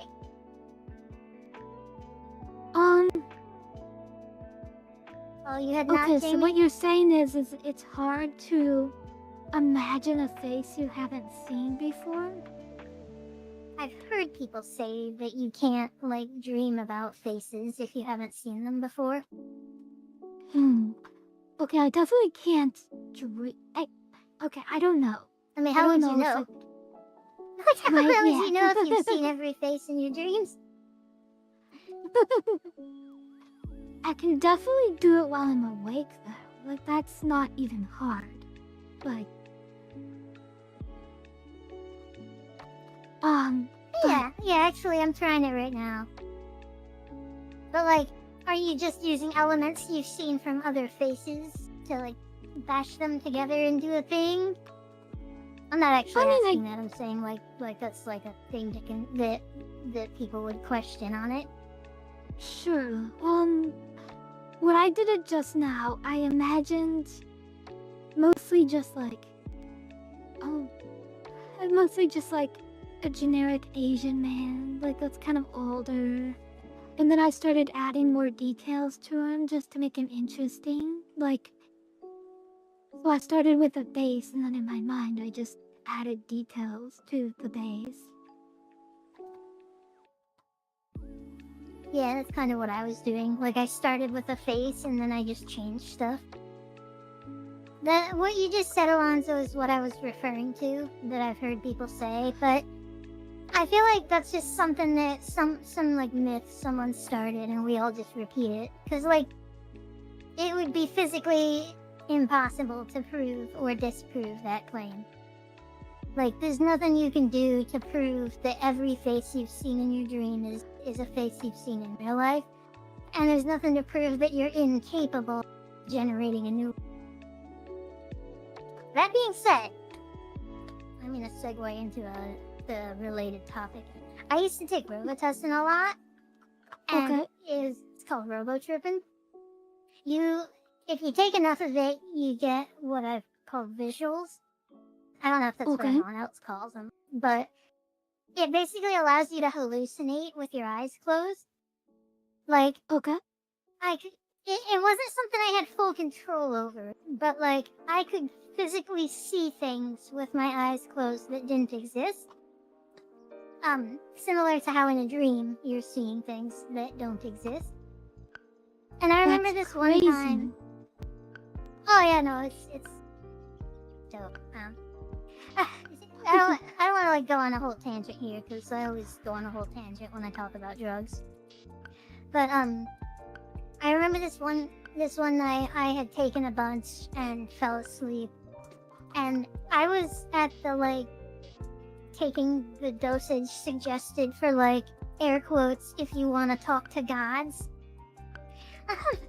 And I fell asleep, and I like came into existence in my dream. Like, I don't know how to describe it other than that. It's like I came into existence, and I was watching this like merry-go-round. Everything was in black and white, and the merry-go-round was spinning, and I was like 5 feet away, like spinning around it, and there was like a little girl standing on it. And I'm fairly confident this was inspired by the Fallout 3 or Fallout New Vegas scene in VR, but in that hallucination, I realized that I wasn't awake at a certain point. And like I remembered that I had taken drugs, so in my brain I was like, I have powers in this realm now.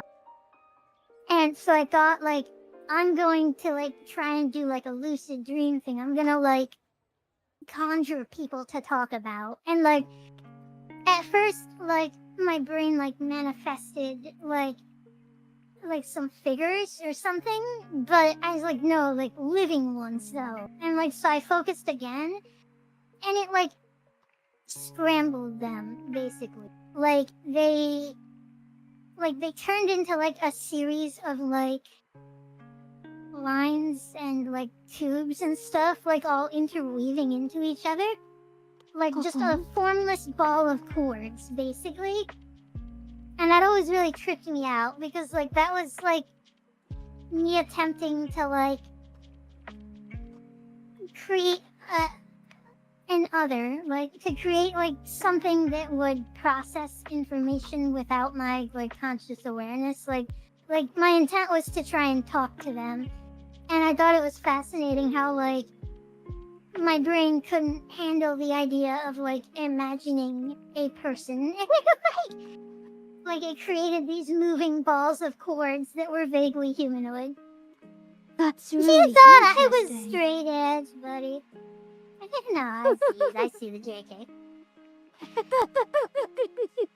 Yes, I imagine a friend who had a very handsome face who looks like mine. Because I have a handsome face. That's really interesting that your brain like was like, nope, can't figure it out. Here's This is my best jumbling attempt. noise. I think I did actually pull that image from something though. I don't think I like came up with it. Way back in like 2005 maybe 2003 when I played WoW, I tried to mod it once to make it so that the night elves looked like blood elves, and like something went wrong. And when I tried to like log into the game on the character selection screen, it was kind of like the tangle of chords thing. Like they weren't chords, but like their textures were stretched and warped in ways that like made them completely unrecognizable. Okay. And I feel like that's probably what my mind was drawing from, like to come up with that image. But I don't know. I've always found dreams really fascinating. And like how my brain like handles reacting to them.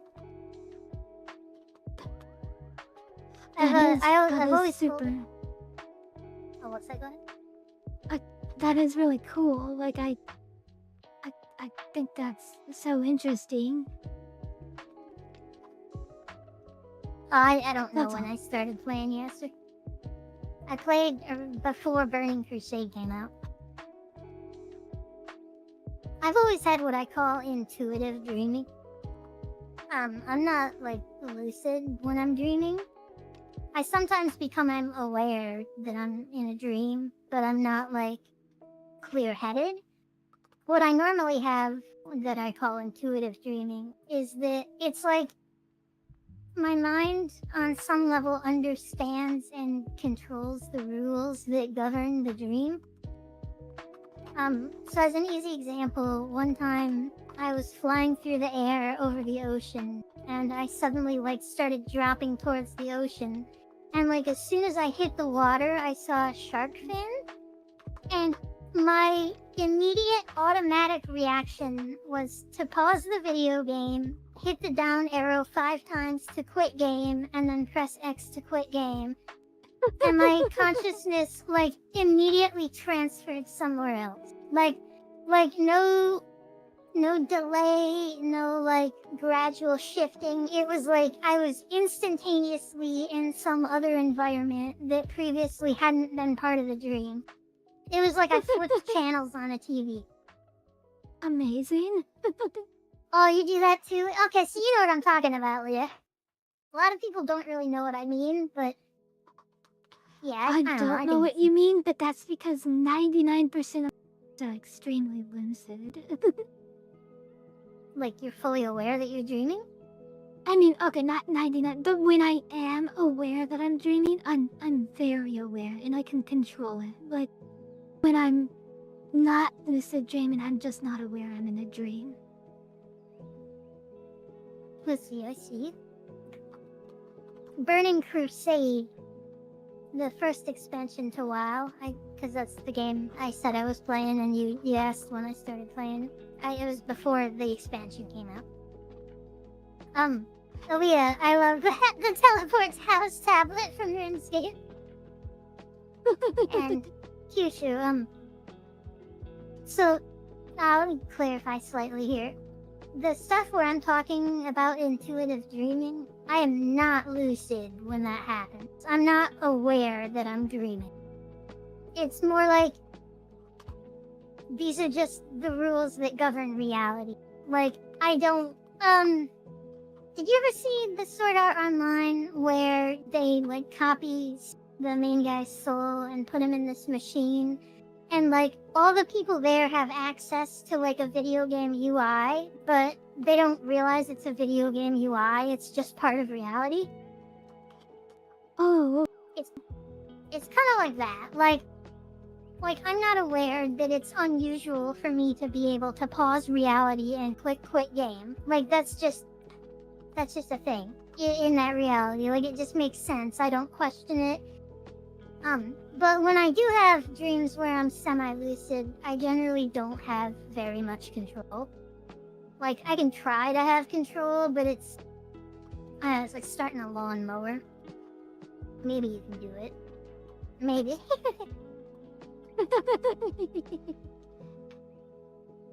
Sometimes I have to figure out that I'm dreaming until I can become lucid, but once I do, like, I can just basically do whatever I want in the dream and can control what happens around me. Okay, sometimes. Recently, there was a dream where I thought I was lucid dreaming, and I wasn't, and it was really scary. Wait, what do you mean? So, I was dreaming of this water place that I go to a lot. I have this dream pretty regularly, and I go there, like, whenever I feel like it, you know. I actually have a submarine that I because I like to decorate it, and like, so like when I'm lucid dreaming, I usually go back to that submarine because it has all my stuff in it, and like I've decorated it and made it look nice. And so like as soon as I go to this water place, I always go to my submarine to you know, because it's the place that I've been working on for years in my dream world. And there was one time where I thought I was lucid dreaming, but I wasn't. And the way I found out was I was outside my submarine, and I was just collecting stuff, and I saw a big shark-like creature in the distance.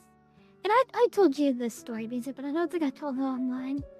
I saw a big shark creature, and it was staring right at me, and I was creeped out. Well, it wasn't staring at me. It was just really big, and it was really close by. And I tried to will it to go away. And it turned to me, and it said, you can't get rid of me. And I freaked out, and I swam into my submarine, and I was just staring at it outside the submarine, and I was scared because it was just staying in that one spot, staring right at me. And I was just like, oh, I'm not used to things not obeying my will to send them away. You did tell me this, I had forgotten, and God, that's horrifying. It was really scary.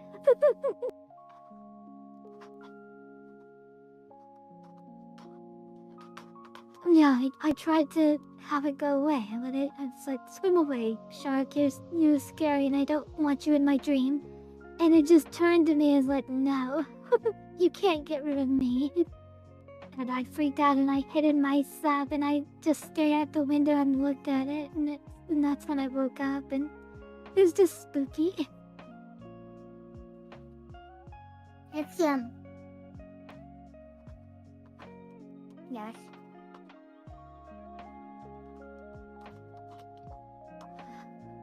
It's scary. I would not, that would haunt me for a long time. Oh. That's a pretty good mechanic there, Leah. He's already about to die in the wild. Let's just teleport out. And I'm gonna go ahead and end the stream here. I'm getting pretty close to being dead. I think this try came out really cute. Yeah, I like it. Yeah, I add eyebrows. Me too. Flying car dreams. Those are always scary for me. Yes, sir.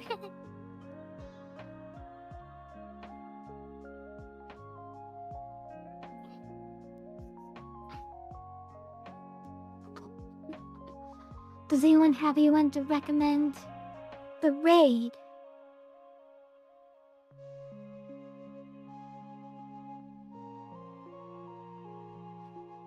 We could do Moki, we could do Ringtail. Oh wow, Moki's doing a collab. They have 60 viewers combined. Jesus. That's awesome. Molly Percocet. Alonso, you and your flipping the eyebrow. Good.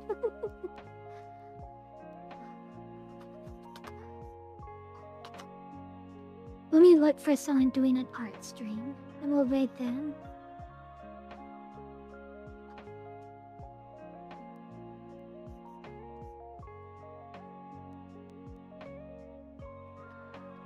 Okay, we're raiding someone named the Last Moon Gazer. Oh no, sorry, yes, sure.